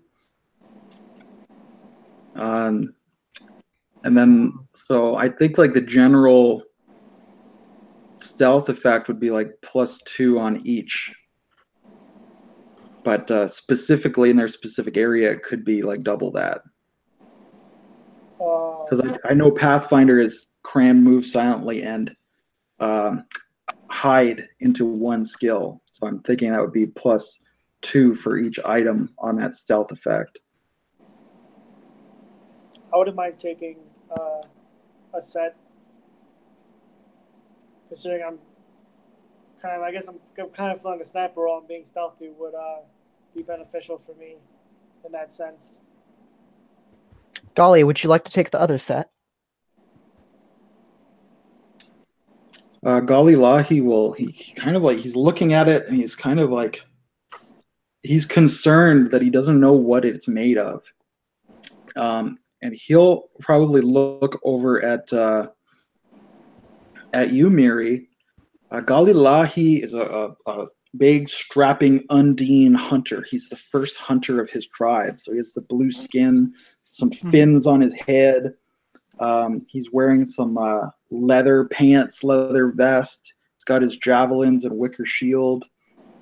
So he's a young, strapping Undine hunter. And he'll look over at you, Miri, and he realizes, you're of his people. You know about nature. And he'll ask you, you are a medicine woman? I have been called by many titles. Medicine woman, yes, but preferably shaman. And she just respectfully bows to the hunter. Is it Shaw man or Shaw woman? or just shaman? Man, woman, doesn't Just make a out of difference. character. I just want to. Okay. Yeah. Because I love the Shaw woman gimmick personally. Hey, if it works. Technically, shaman is a neutral term pretty much, but Shaw woman, technically, because it actually kind of sounds funny, we go with Shaw woman. Okay, I just like it. So Kalilahi will not. Shaw woman, is it right to take this onto my person? Will it soil my spirit? She'll hold out a hand. May I? He hands it over. He Okay, obviously has a lot of respect and reverence for you as a Shaw woman. Let me check my spells real fast if I have anything that might help me. So what do I have prepared?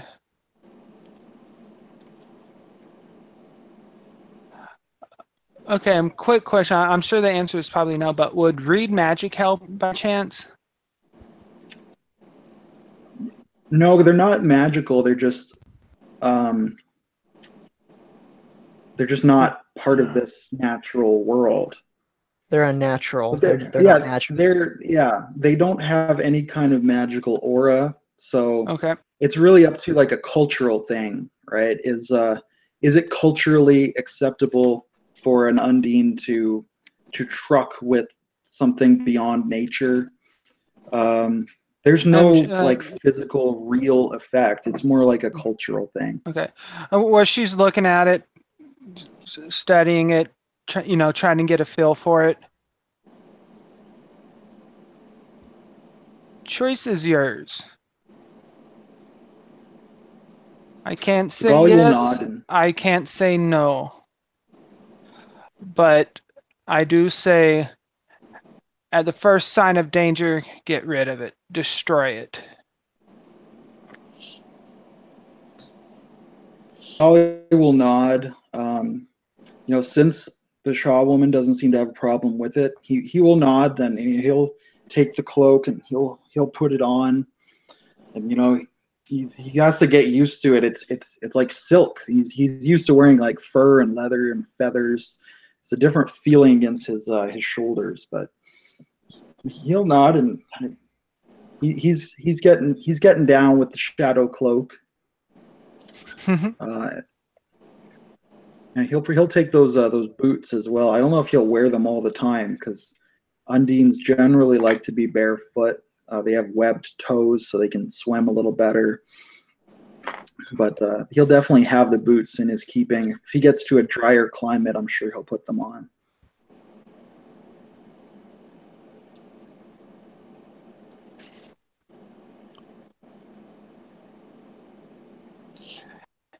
I'm just looking for something for.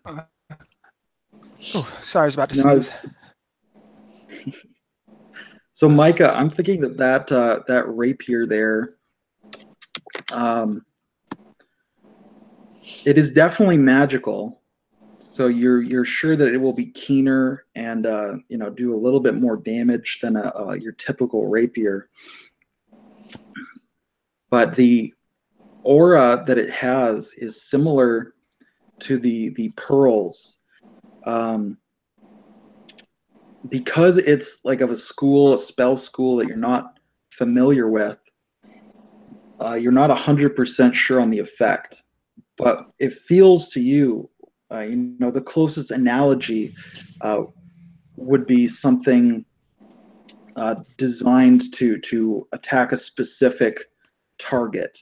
Like, for example, you know that the Undines sometimes have issues with the giant crocodiles, that they will craft a specific spearhead that will be especially effective against that one creature, that the soul of the spear will seek out and destroy the soul of the crocodile, like a bane weapon.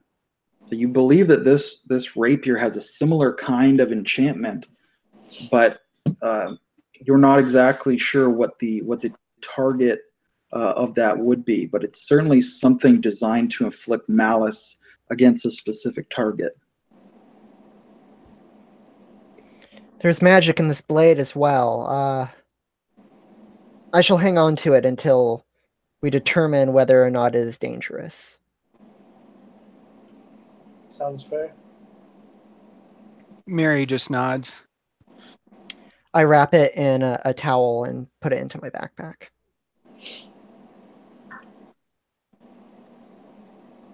All right. I think that would be it as far as anything very remarkable that they would have in their keeping.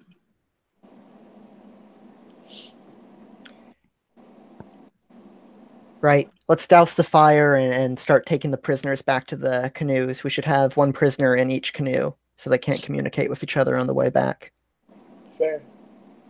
So I think it was a Fordo boat or something like that? Usually, it won't cause any problem to fit an extra person in, though. So yeah, I guess 4 in each boat plus the prisoner, and then Lilith will presumably be going in one of those boats, unless she has another. Maybe she has her own canoe. Actually, how did you get here, Lilith? She swam. All right. So Lilith could be in a canoe, or it's probably faster to just be in a canoe, unless you have some swim ability that will speed you up. Question: how fast? What's the speed for the canoes?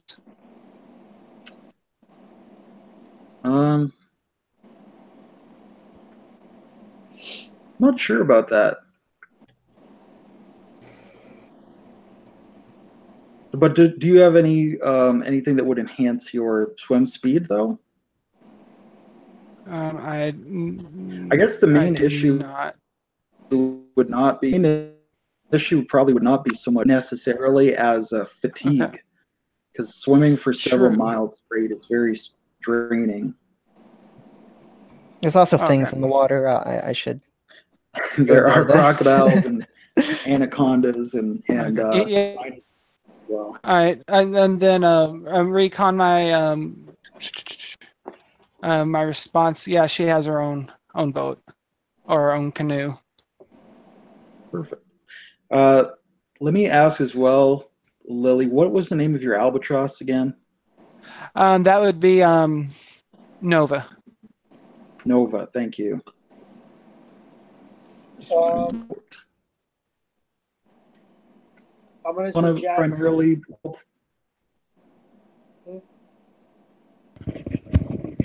Lily, did you want to primarily roleplay Nova, or should I? It doesn't really matter, to be honest. With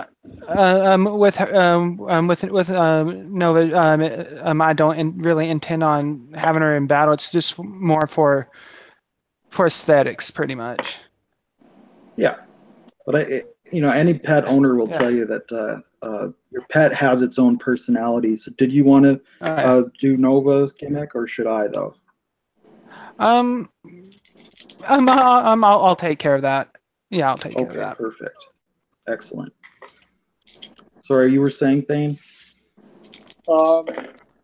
I was just going to suggest that we put the commander with Princess Sandra, being the strongest of us, would have the best chance of restraining him if he were to try to escape.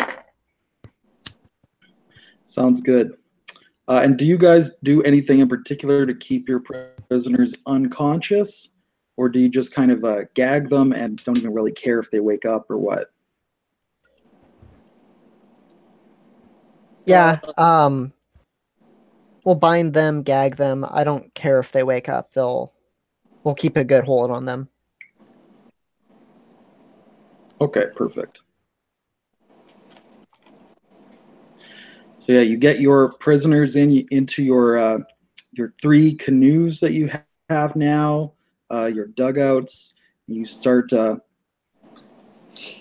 proceeding back. If I can get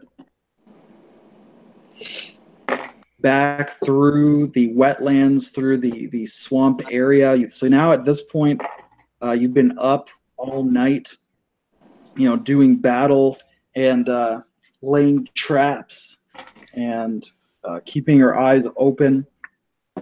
So it's perhaps, a little fog is rising, both literally and figuratively. But with the 3 canoes and with the skills of Miri and Galilahi, you're able to get through most safely to where you had left your sky ship moored above the canopy.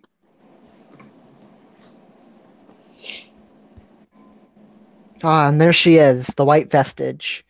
Yes, the white vestige hanging majestically over this huge expanse of forest. Quick question. And did you say the sun was just rising? Yes.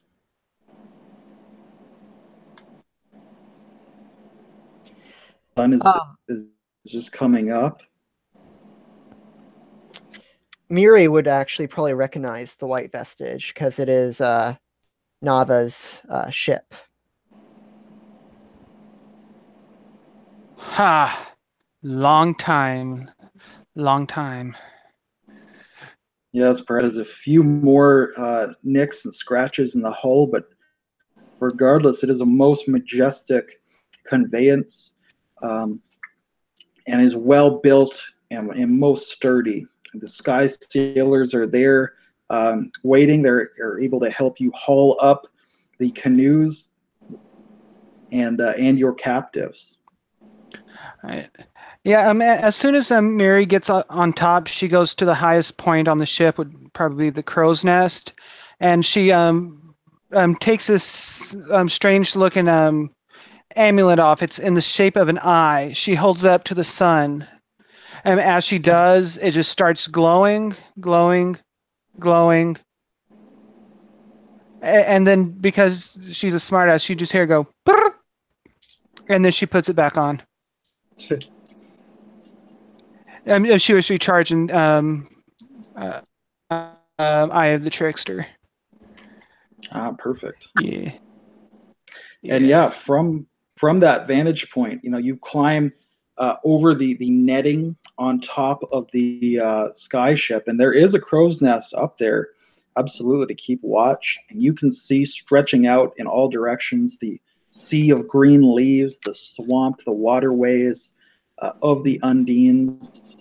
Maybe far to the south, you can see the blue expanse of the great ocean. But it's a most beautiful sight. And I don't know if Miri has ever been above the canopy or this high up.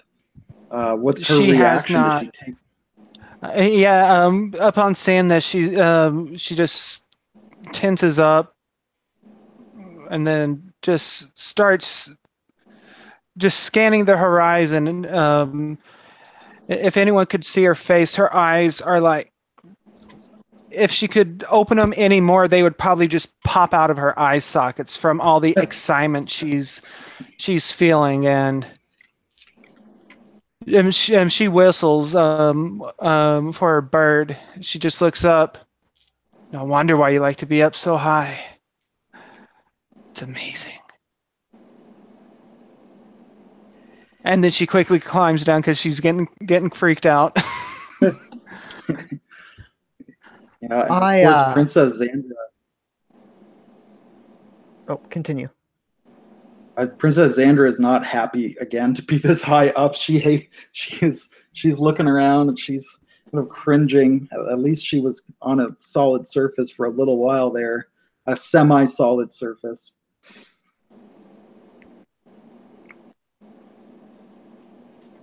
The coin that we took from the village, I will take that back to my office and have it counted and then split amongst the crew and Janissaries. All right, the crew will be very happy about that. Saladin, what's your thought on Nava handing cash out to your Janissaries? I believe they've earned it. We fought off, what was it, you said, like 20 people with no casualties. Yeah. We deserve a little celebration. Yeah. I don't factor myself in or any of the heroes into the equation. It's just for the main crew in the Janissaries. And Galilahi would be a little surprised at this. He would look over at Saladin and ask him, like, "Are you an exception among your people? I had heard that the Ifrit were very stratified, that the rich remained rich and the poor remained poor." He kind of thinks about it for a second. I too think about my response. Remember, the Undines are like hunter-gatherers. They're extremely egalitarian. They have a very limited economy and concept of what an economy is. Yeah. You know, they're not an industrial or very civilized type of people. I guess he'll say perhaps it is just the way of being a hero is to be selfless and be more in it for the good of the people than ourselves. Galilahi nods. He's very impressed by this wisdom. Of course, his people, they're all about the good of the tribe, but they'd always heard the other races were much more selfish and much more stratified. So he's very impressed to hear that you guys share some of the same values. That's good. So that means Andrew is still on the down low. It's a shame. Would she have been close to hear that perhaps? She could have been. She might be like on the other side of the deck, just watching you and shaking her head. The Oreads are fairly stratified people. They do believe in fair reward, but not unfair reward. So if you want to become a hero of the Oreads, you have to be very exceptional. If you want to become rich, you have to be talented. That's kind of the Oread philosophy. I mean, to be fair, I am one of the best, if not the best, gunsmith in the Ifrit Empire. You're probably the best. At least you have the best reputation. That's for sure. Yeah. But yeah, so I guess we'll talk about that. And yeah, like I said, I don't mind. You know, we all worked hard. I've got enough money to get by for now. I do have a question about that, kind of like out of character. I have my starting wealth, but I do use up some gold. Like, do we have some kind of income coming in, or are we just kind of scavenging for ourselves at this point? I've never really been one to track specific amounts of money, unless it's a survival horror game or a post, you know. If it's a plot point, sure. It's not really a plot point here. All of our characters are rich and famous and heroic. Okay. So it's, yeah. Okay, yeah, no, it's just because my feature from Experimental Gunsmith, every week my misfire chance goes up by 1 unless I spend a day and 50 gold pieces to work on my rifle to bring that back. Yeah, the money. The 50 gold pieces is nothing for you. Don't even worry about that. And I'm sure during the voyage you'll be able to find a day to tinker with your rifle and such. Well, I'll just do it while we're traveling, you know, because right now we're going to travel back to the city anyway. So I'd probably do it now while we have a chance. Now I was going to ask, Micah, what course do you set for the White Vestige? Talicia is still nearby, but you've also have these amulets that perhaps the Ifrit would be the best people to look at in terms of the magic. But you also have some clues about this ancient legend that the Oreads would maybe be best to talk about. I've changed my mind. I think going to the Oread capital would be the best use of our time, and I think that we should perhaps attempt to question the prisoners en route. Saladin speaks up at that. I would rather suggest that we head to the Ifrit capital instead. On the basis of that, if we can get these amulets figured out, perhaps we could find a way to track them. I believe it is important that we know who we're tracking before we begin the process of tracking them. The Oreads must have some myths and legends about these people. I seem to vaguely recall there being something mentioned in their old hymns and chants. Well, the only reason why I would suggest going to the Ifrit capital is because those records will be there when we need them.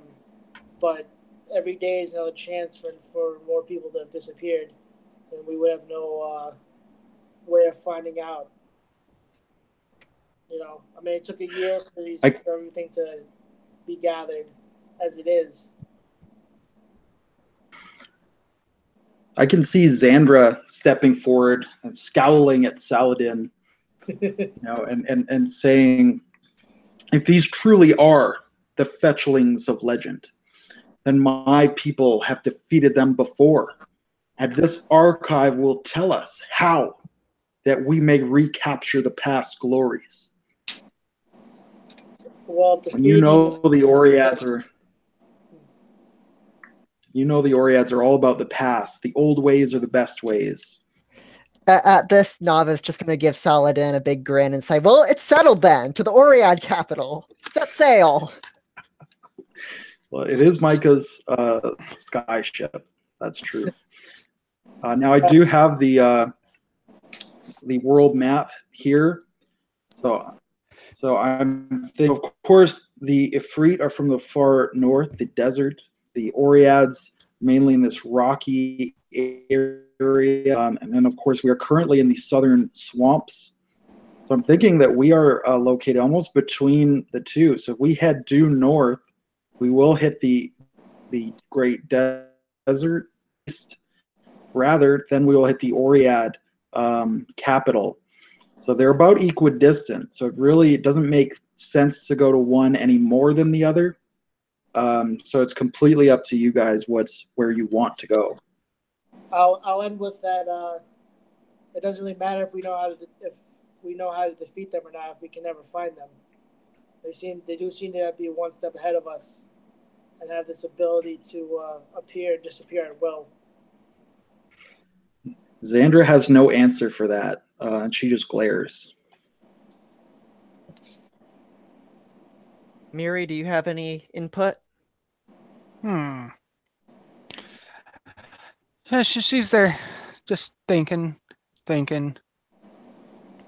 As she takes out a gold coin, or a gold piece, flips it up in the air. She's like, tells the Ifrit capital, heads Oread capital. And I actually got a coin right here. That would be heads. So, Oread capital. Very good. The coin speaks. Xandra nods in approval. There is much wisdom in metal.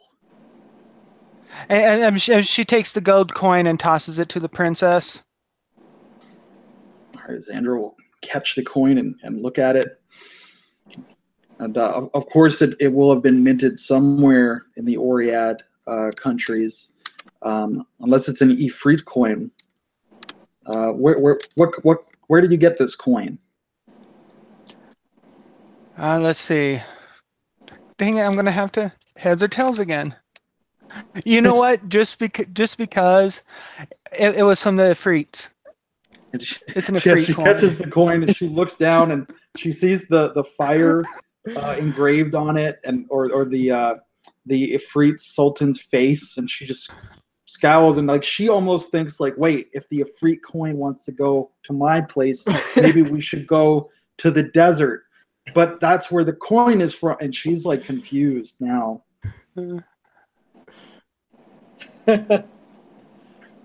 Well, Now, of course, Oh, sorry. Continue. Talicia, the Sky City, is not far away. If you want, you could go there too. It's entirely up to you.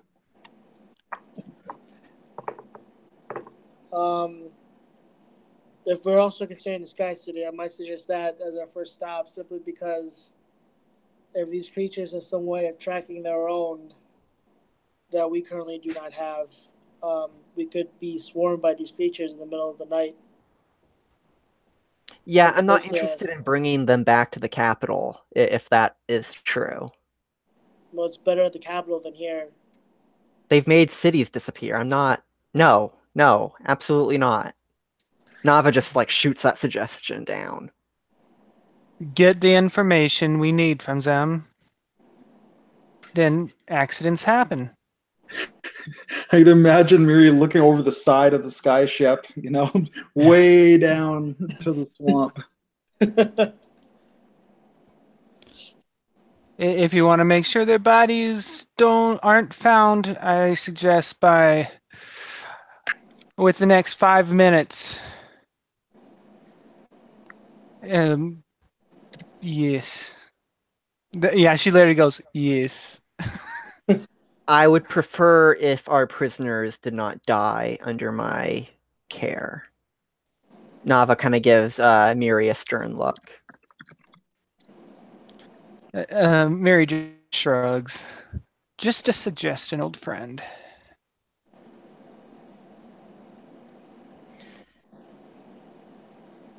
Besides, if our investigations at the Oriad and Ifrit capital do not turn out well, we will need something to show my grandfather.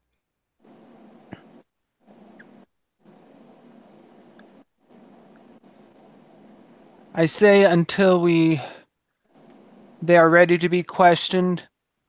I'm assuming you have a brig aboard. A prison. Jail Yeah, cell. we probably have a very small one. This is like originally a trade ship, so. All right. Why do you have a brig on board? Well, what is the cultural, I suppose, taboo on slavery? That's a good question. I don't think we had defined that for any of the races. I'd imagine the Undines are not down with slavery because they're so egalitarian. Oh yeah.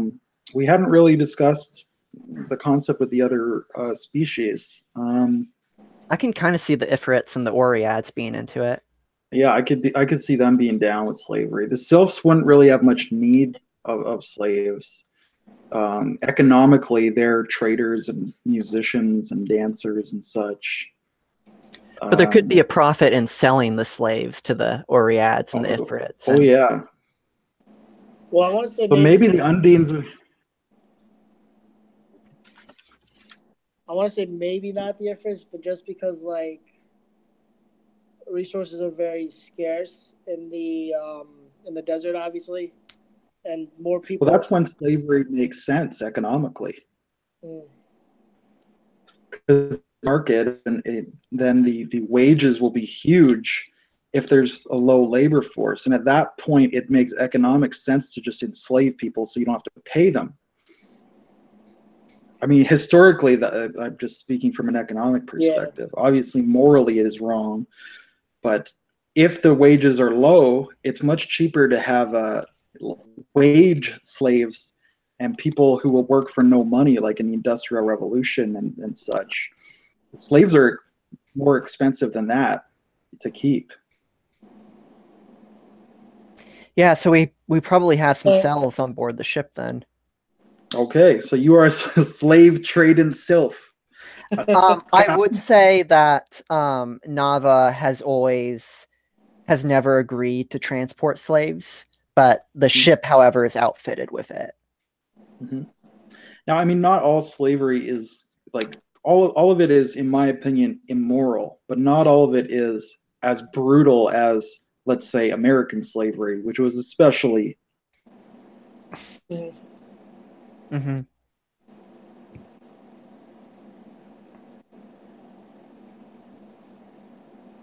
You still there, David? Uh-oh. I think he vanished. Oh no. Oh no, he's You- still there, just can't speak. Okay, who casted silence? What'd I tell you about that stuff? My bad.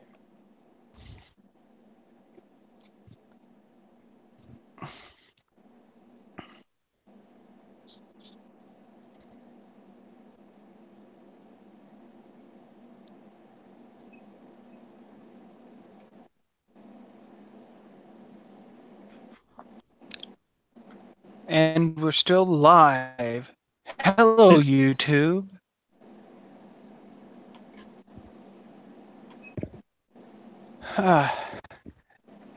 Let's see.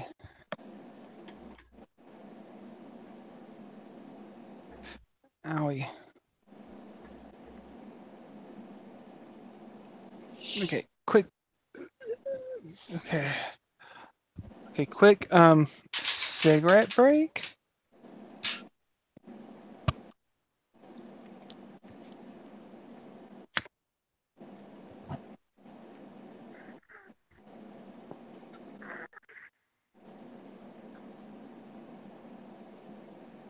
Hey, you you're hear me? back. Yeah, we can hear you. Okay. I guess YouTube don't like slavery going on here. But yeah, I'm thinking all of the races would have slavery except the Undines. They probably really don't like or understand slavery. Sounds good. Well, I'm with Mary. When she pretty much left her home, she kind of became an outsider, so to speak. She has came across people doing slave trades and whatnot. And her opinion, it's all a part of nature. It's all a part of life. Pretty much Wow. shit happens. That is one fatalistic shaman you got there. Just as long as and they don't try to make her a slave or make her sell slaves or whatever, she doesn't really care. As long as it's someone else's problem, it's all good. Yep. Not my monkeys, not my circus. That's good. That's an interesting portrayal of a chaotic good character. Well, actually, chaotic good was the only thing I could actually think of at a spur of the moment. Well, the way I'm playing her, I guess she's more chaotic neutral, I guess. Okay. Alignments are usually more restrictive than useful, anyways. If you have a really well developed character. Oh yeah, yeah. Just as long as people don't get in her way, she doesn't really give a rat's backside. Sounds good. So we've laid in a course to the Oriad capital to peruse the great archive there. The White Vestige is underway. And yes, you do have these two prisoners who are keeping down in the brig. So what do you do with those prisoners as you are en route, sailing high through the skies on the Sylph Sky ship?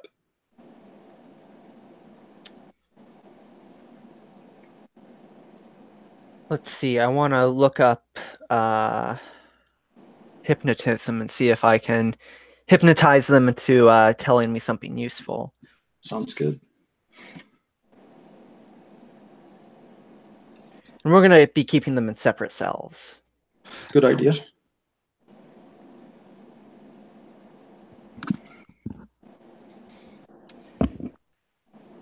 So later that night, I'll gather our Miri and Saladin, and I'll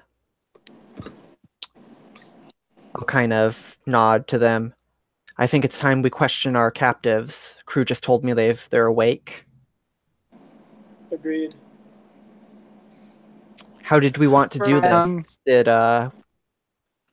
Saladin, did you want to work on one while I work on another? Or should we all have a concentrated effort? Wow, that uses up so much power. It's still killing my battery even when it's charging. Yeah, I'm gonna turn my camera off for now. I suggest a concentrated effort. Perhaps on the commander first. Agreed. You do know that best way to get answers one needs is by scaring them. I could make them think I am some type of horrid monstrosity you keep on the ship.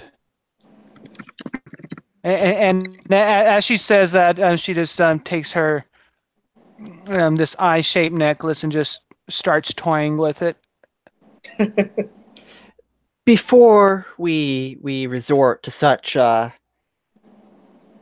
drastic measures, I have a much more gentler approach in mind. Nava kind of caresses her sensor at her hip. She's like, yes, I remember that thing. Indeed. You can Yes. shift into whatever monster you feel would frighten them if this does not work, as it sometimes seems a bit finicky. Yeah, and it's going to be like the creepiest thing out of Cthulhu that we can think of. It'll be Cthulhu! Sure. So Lilith transforms into Cthulhu. Whee! Now, before we start with the scene, Thane, how much battery life do you have? Now that the camera's off, I'm going back up again. I think I should be good, but I'll keep an eye on it. Okay. So yeah, Lilith. Now, what are you using to transform yourself, Lilith? Is this a disguise or? She's just casting an illusion on herself to make her look like she's something from the sweet depraved mind of H.P. Lovecraft. All right. So it's a lobster mixed with an octopus mixed with a Mexican. Because we know H.P. Lovecraft was racist as balls. Pretty much. Oh, that's from that movie Dagon. No, those were actual Mexicans. That was not. Oh. Actually, it was okay. Filmed in Spain, but regardless. Okay. Alrighty. Horrible movie, by the way. Don't watch it. Oh, I've seen it quite a few times, and I sit back and laugh my ass off every time. Well, to our viewing audience, don't watch it. Yes. Unless you want your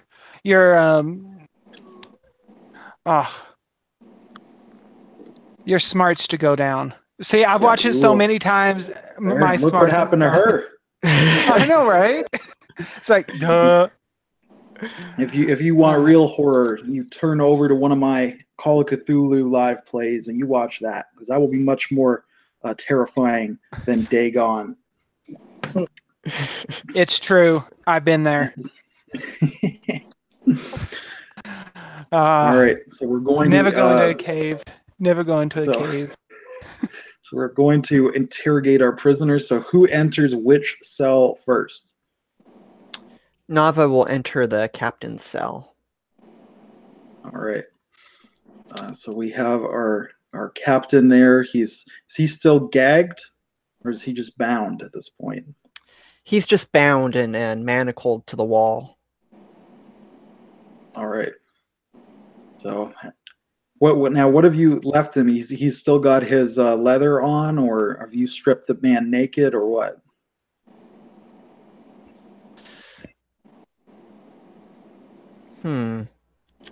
We've left his leather on. Okay. So he looks up at you. He's got a confused look, a little bit of fear in his eyes as he sees you coming in.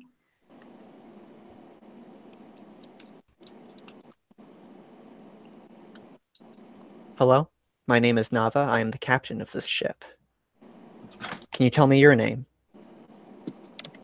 He looks at you. He looks a little confused. He says he says a few words in a language that you don't recognize. You get the feeling that he doesn't speak Sylph. Well, shit. Probably should have seen that coming. Do any of you have any kind of language abilities? Not for me. I just shoot things. 9. Has Lilith, what Saladin about come in with me?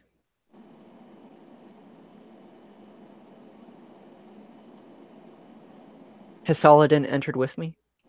Yeah. I'm in the room as well. Lilith? Do you have any kind of Yeah, language ability, like a mind reading or speak language or tongues or anything like that? Somebody say mind reading? Oh, wait, no, mine's mind speak. Never mind. But come on, spells. Okay, here we go.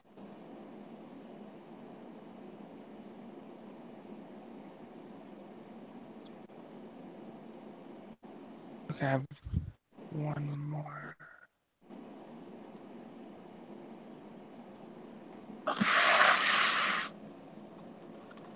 Uh-oh.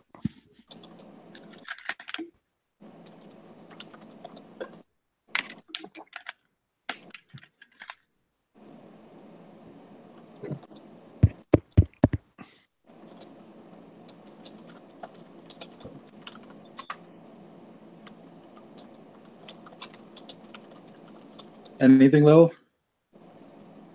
I do actually. My last spell slot, so to speak, for my level 1 spells, comprehend languages. Sure. So do you want to use that? Yes, I'll go ahead and use that.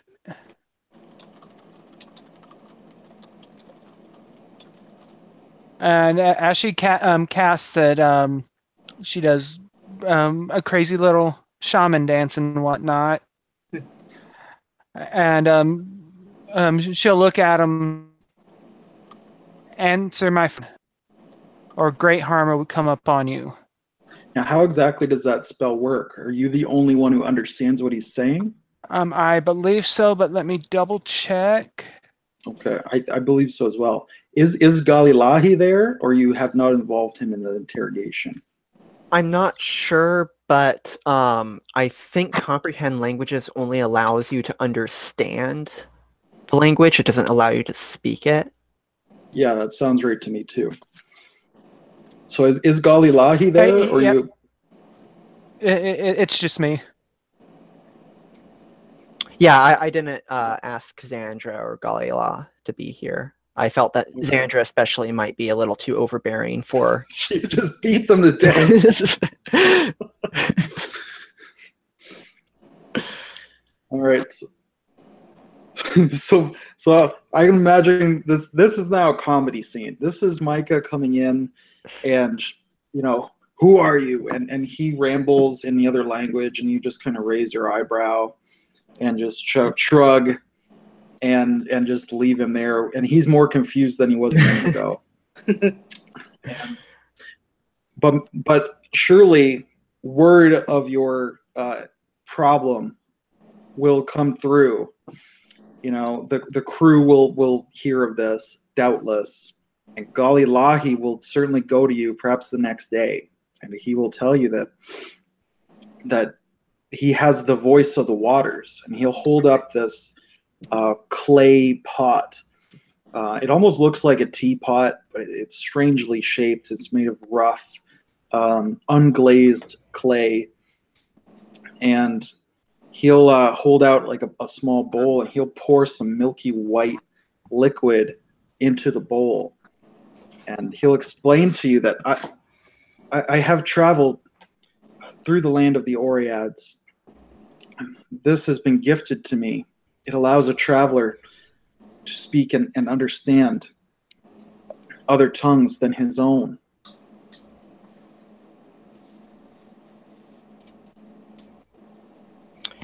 Excellent.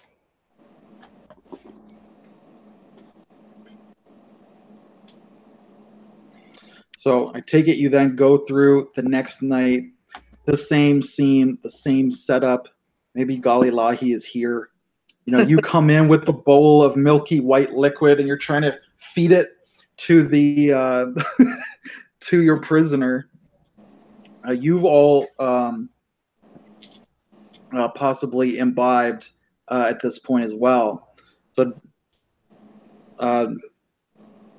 actually, I guess if you all drink the voice of the waters, you don't need to feed it to him. So maybe I'm just a little sadistic on that front. But do you just give it to nothing him, wrong with that. or do you all indulge yourselves? No, we'll drink it all, and we'll do it Okay. before we enter the cell. So you So we're won't not all force just feed standing him. around him drinking the stuff. And Yeah. So and I'll just outline essentially. So this pot that Galilahi has, it has basically an infinite supply of this draught, and after you drink it, for about 4 hours, you can speak and understand every language, and then it wears off, and you have to drink more of it. So obviously, that is very, very useful. But actually learning to speak this individual's language without magical aid may also be useful at some point. So I'll just mention that, and I'll leave that up to you. But yes, you've all drank of the draught. You've come in. And what was your first question again, Micah? what is your name? He looks at you. Now he's really confused because suddenly you've learned to speak his language. You know, for him, why did you come to him yesterday and pretend like you didn't speak his language when clearly you do speak his language? But he looks up at you. I'll get you to make just a preliminary diplomacy or intimidate or even a bluff test. I'll do diplomacy.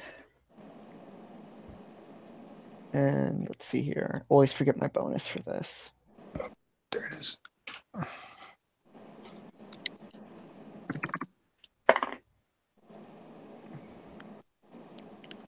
I got a natural 20. Amazing. All right, so you're being diplomatic. So he's very confused, but he looks up at you and he says, "I am Captain Zangief of the Kayal." Of the what? Zangief of the Kayal. The Kial. Is that your race? He nods. That is my people. Zengia, I want you to know that while you were in...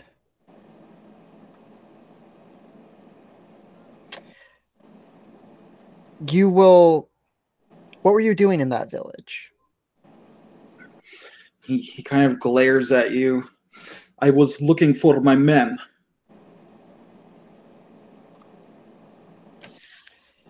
Your men are dead. I am sorry. I want you to know that we were not the ones that killed them. The creatures of the swamp fell upon them, a giant spider. Then they died as heroes. Why am I here? Why have I not been killed also? We need... Are you and your people responsible for what has been happening to our towns and villages, many of which have suddenly vanished, empty of people? He looks confused at that question, as if he's surprised that you don't know already. How can you not know this thing? How do you speak my tongue, but you do not know of the Kayal?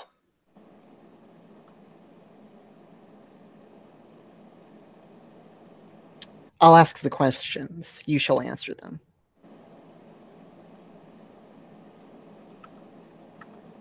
Then yes, we are responsible. We have taken the people of the Why? For swamp. what purpose?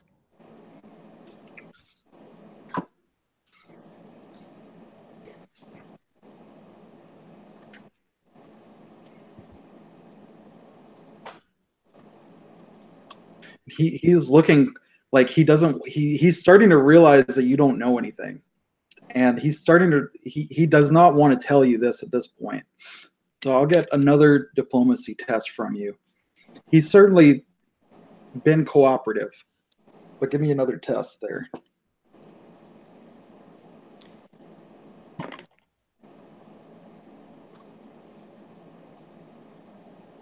That is a 15.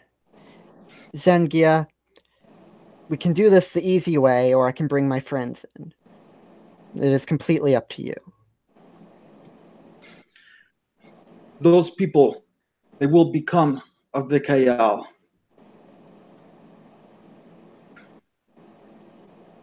You're turning them into your people. How? I am not a sorcerer. I do not know the ways of magic, but I know the effect of magic. The Kayal will become as you are, and you will become as the Kayal are. Were you like us once? No, it is in the future. We will be as you are.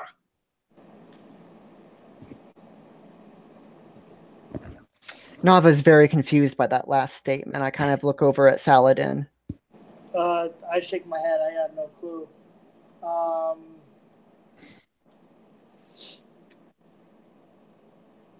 So what we know so far is that they've been taking people and then somehow converting them into other fletchlings or the Kayal, right? Right.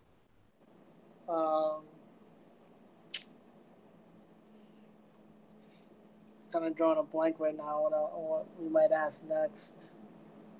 I mean, other than stuff like, where are they? How many are there? What's their next target? Stuff like that. But,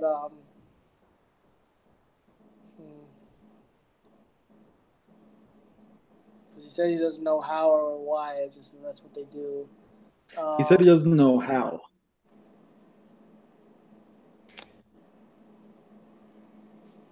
Can I ask why they do it? Like, is this how they reproduce? Or are they just being dicks? Exactly how does Saladin phrase that question?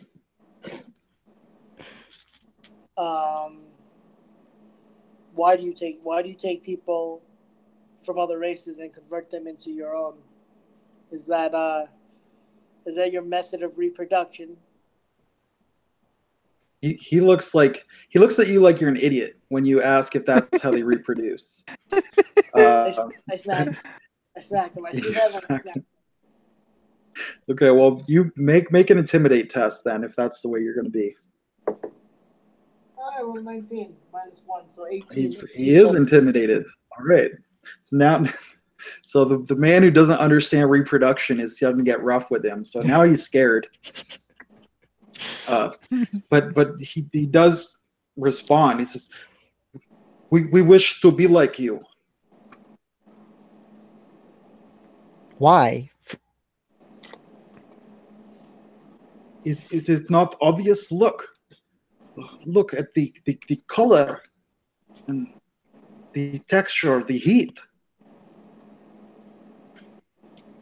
the strength.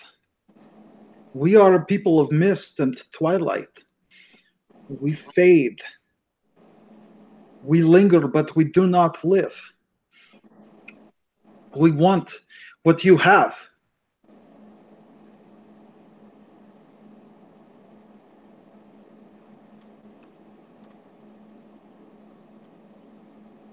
Are you trying to say your people are dying?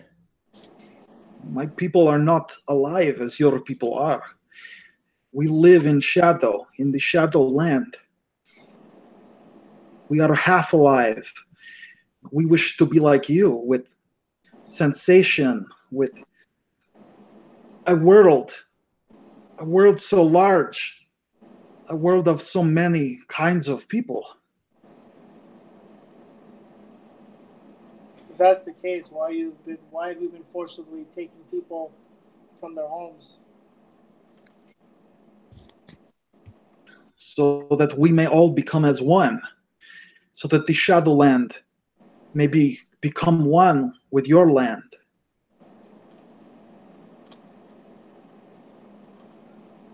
Don't you realize if you do this, you will destroy... Well, you lose the very reason why you are doing this in the first place.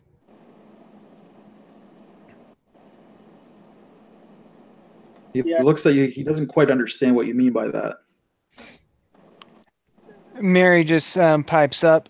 You will destroy both worlds, fool.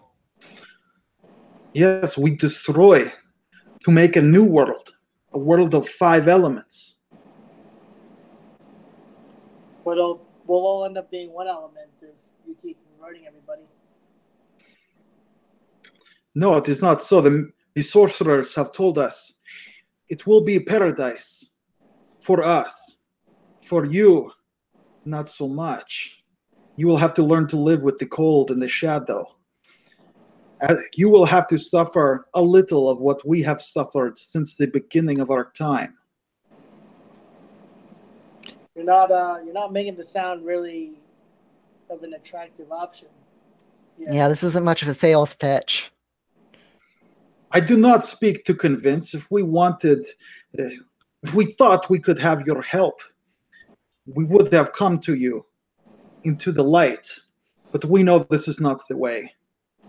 We know this will harm you. It will hurt. We give you suffering, but it is to save ourselves. Our children will not have to suffer, but your children will have to learn. Well, there must be Upon hearing the word children, she's had enough. She just takes her staff and just smacks him on the side of the head. Right. So you just knock him out? No, I'm just You're just startle him up beating a him. little. Okay. Yeah. He looks at you. He's got the black blood oozing down his mouth where you hit him. So you want to fill, is that it? How did that feel? That we are used to. Our world is one only of pain. There are creatures in this world I've seen that will terrify you. There are people in this world. If our world and your world were to become one, would unleash these horrid monstrosities, and nothing could stop them except certain people on our side.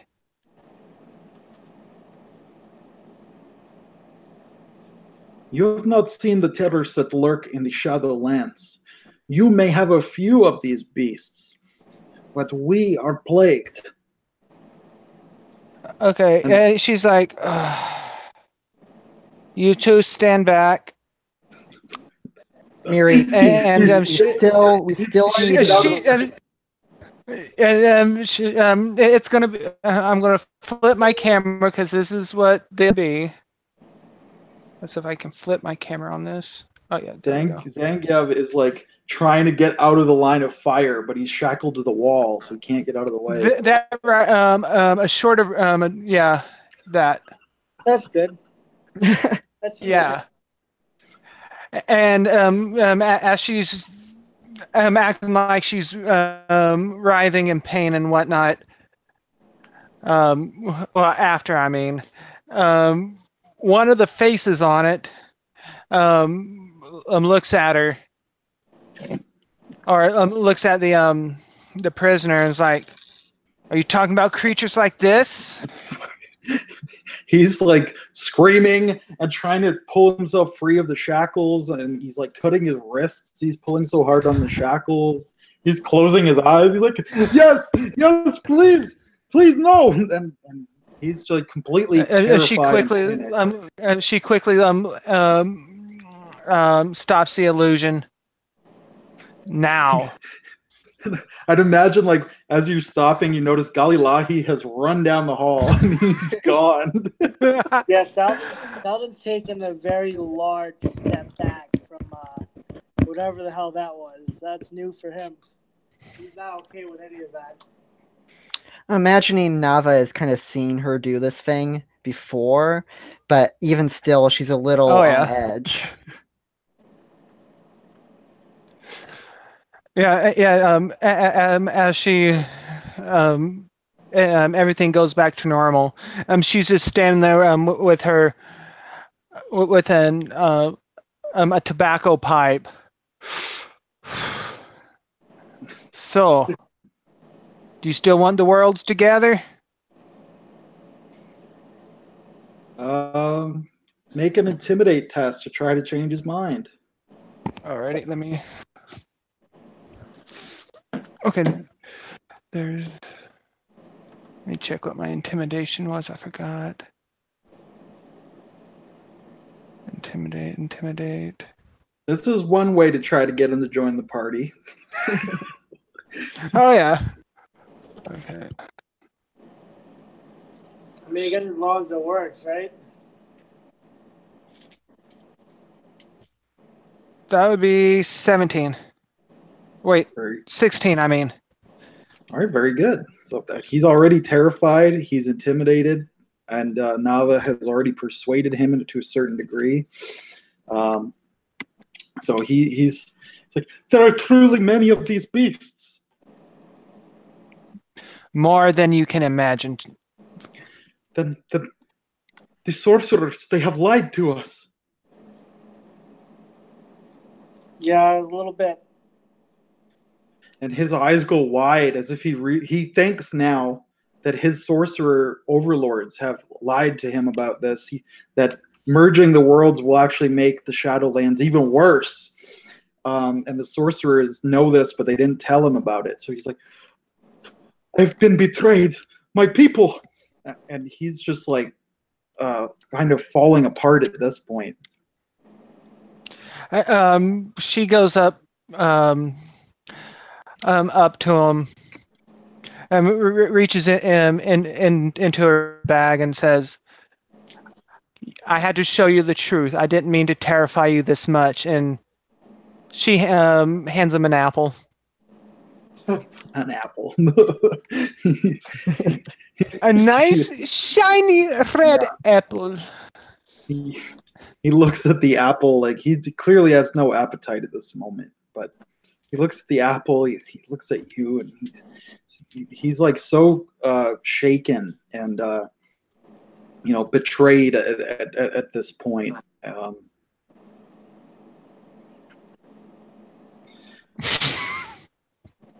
Then you must eat. We have he's like, I don't know why you're doing this with the apple. He's like, I know, the first thing that popped up in my head. Pulling away from the apple. She just shrugs and goes, good. What do your people eat? We eat the food of the Shadowland. We have plants like you, animals, but they are all twisted and vicious things.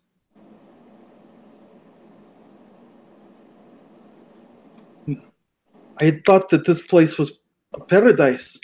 The food here is sweet. It is the color. It is wonderful and beautiful, but you say it is worse, truly worse than my land.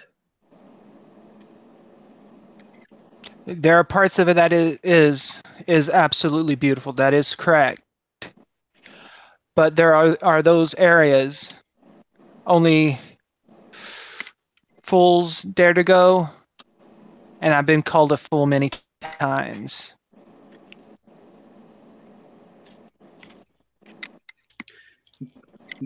You say what I have done is wrong. Well, That the Shadowlands should stay separate from this world. I still do not understand why must you merge the two worlds? Why not simply, I suppose, immigrate to this one? Why not abandon the Shadowlands? He looks confused again. He's like, it has been tried.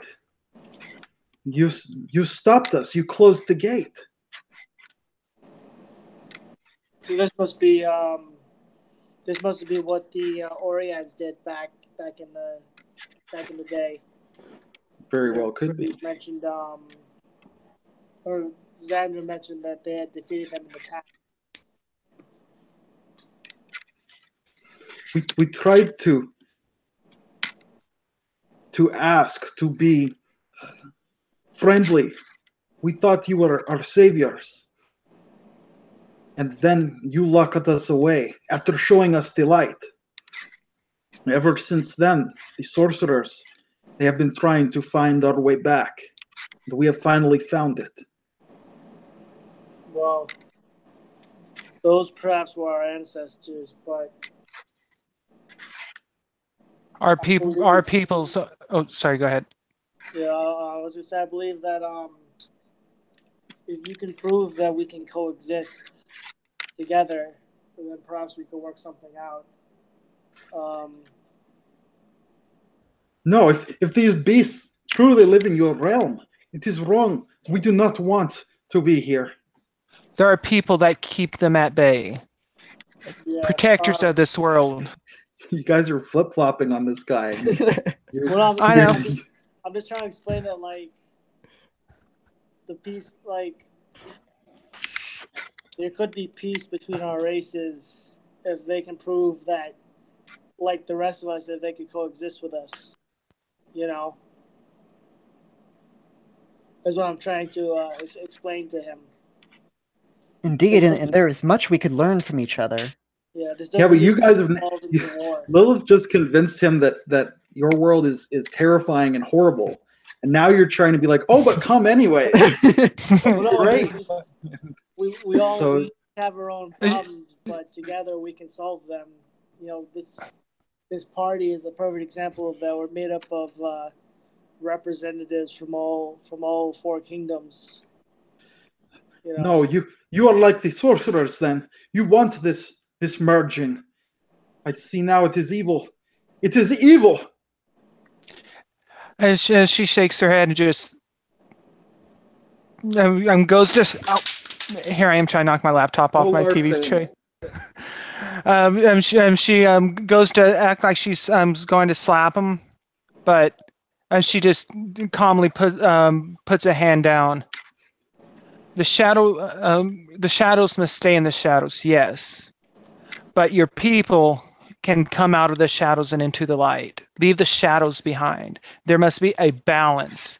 The two worlds cannot exist without the other. There cannot be light without shadow. There cannot be shadow without light.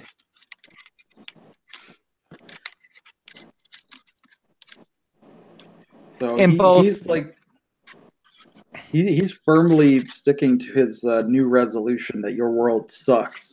Because you haven't actually said anything to dissuade that. You've said our world sucks, but come join anyway. And he's done nothing to convince him this is actually a benefit to his people. After you've just proven that it's bad, in fact. So he's not going to relent on something he now thinks is a bad idea for his people. So, like, if you like, take she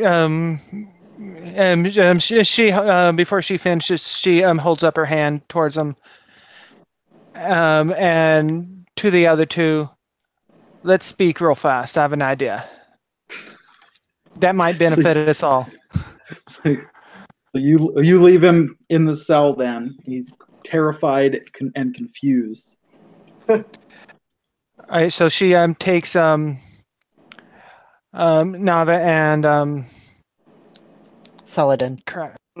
Saladin aside, and like we can try and have him take us to his king. I can show the king the exact same thing.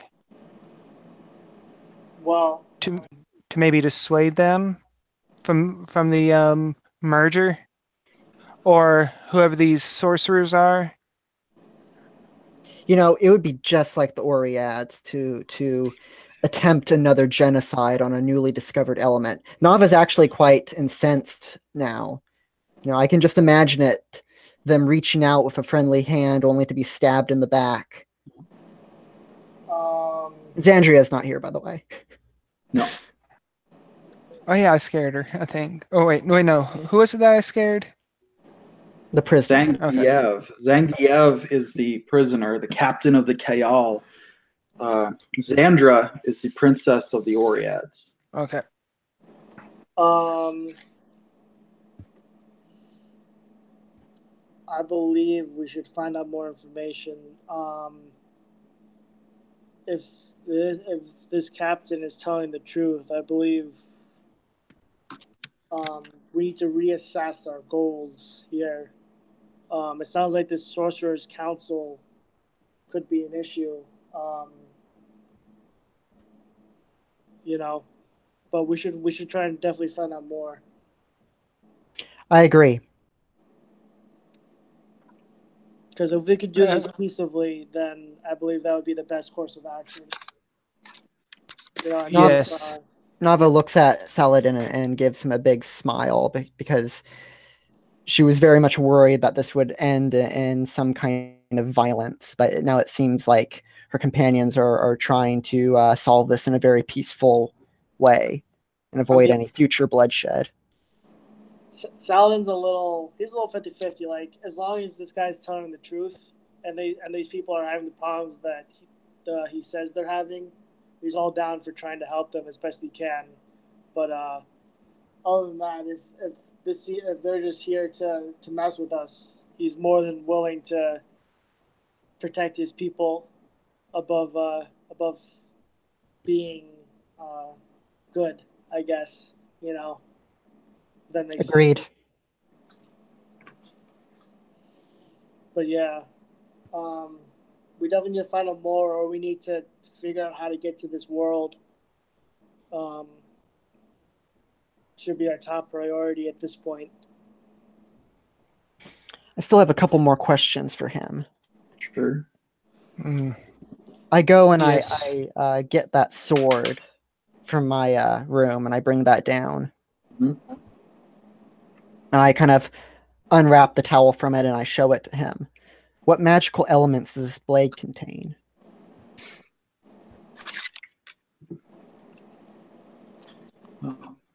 That blade, it is an heirloom of my family.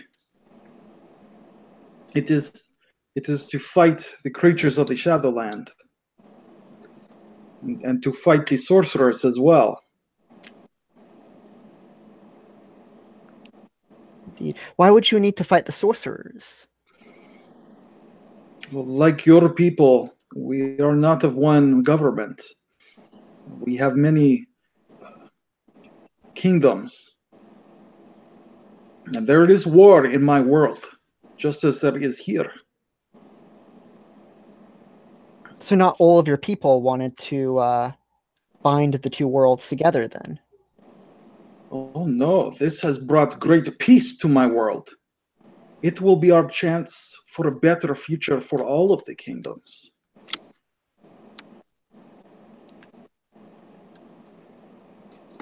I hold up the jewel. And what about this? What does this do? His eyes go wide, and he almost like tries to reach for it, but he's shackled, and he can't. And then he looks at you, and for a second you think he's going to try to play hardball, but then probably he remembers how fucking terrifying Miri was, and he's kind of a little too beaten down to offer much guile. He says that is my way home back to the Shadowland. If it is crushed and broken, it will take the holder back to my world. Interesting. I put it back in my pocket. I will hold on to your family's blade for now. I will keep it well tended. And what will you do with me? Please give me back the orb. I will leave here. You may keep the blade. I want no more of your world. Not yet. We may still have use for you, but I can promise you that you'll be You'll be looked after while aboard my ship. Can you eat the surface food? Yeah. So I can eat of your food, Uh, but please, if I go back home, I am an important man. I will tell others the horrors I have seen. I will convince our people to stay away. Please. And Mary's in the back going. She just laughing. I'm gonna motion to the group and pull them out of the room real quick. So you guys like leave again. He's like, please let me go. And Mary turns around and goes,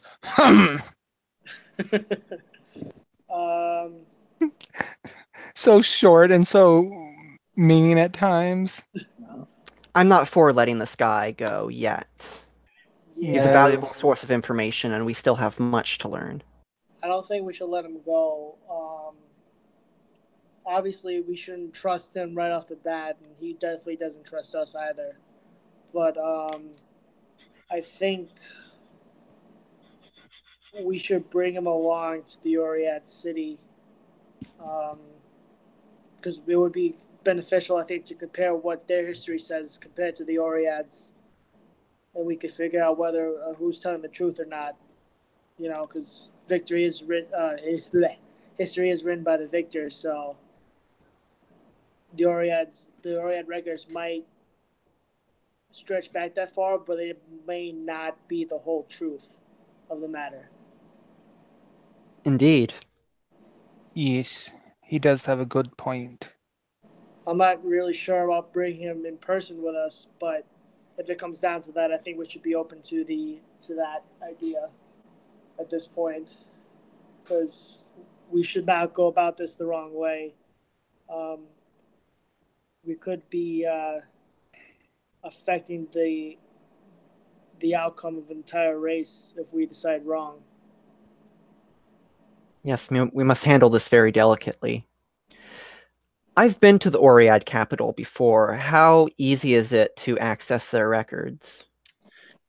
Well, they're kind of, Oriads are really big on hierarchy. There are like layers of access. So there's a public area, and then ambassadors and initiates have access to another more sensitive area, and so on into the library. So something stretching back this far, you'd have to be very high up in their government or clergy to have access to it, or have the permission of somebody very high up in the government or the clergy. So How high would go. How high would Princess Zanzia be able to get us? Yeah, well, the Oriads, each city-state has their own king, right, and their own slight variation on the religion. It's kind of like ancient Greece. It's all city-states. There's no unified empire. There's kind of a loose unification in the way that like the EU is kind of has their council, which is the Council of Four Elements. Mhm. But that is kind of like vague and nebulous and not particularly powerful. It's kind of emergencies only and such. So the best archive is not in Zandra's city. So she might have some pull and some sway in the city that you're heading to, but she wouldn't be guaranteed access. So you could probably talk your way in, but if that talk doesn't go well, they might not let you in into that level of the archive. Is there?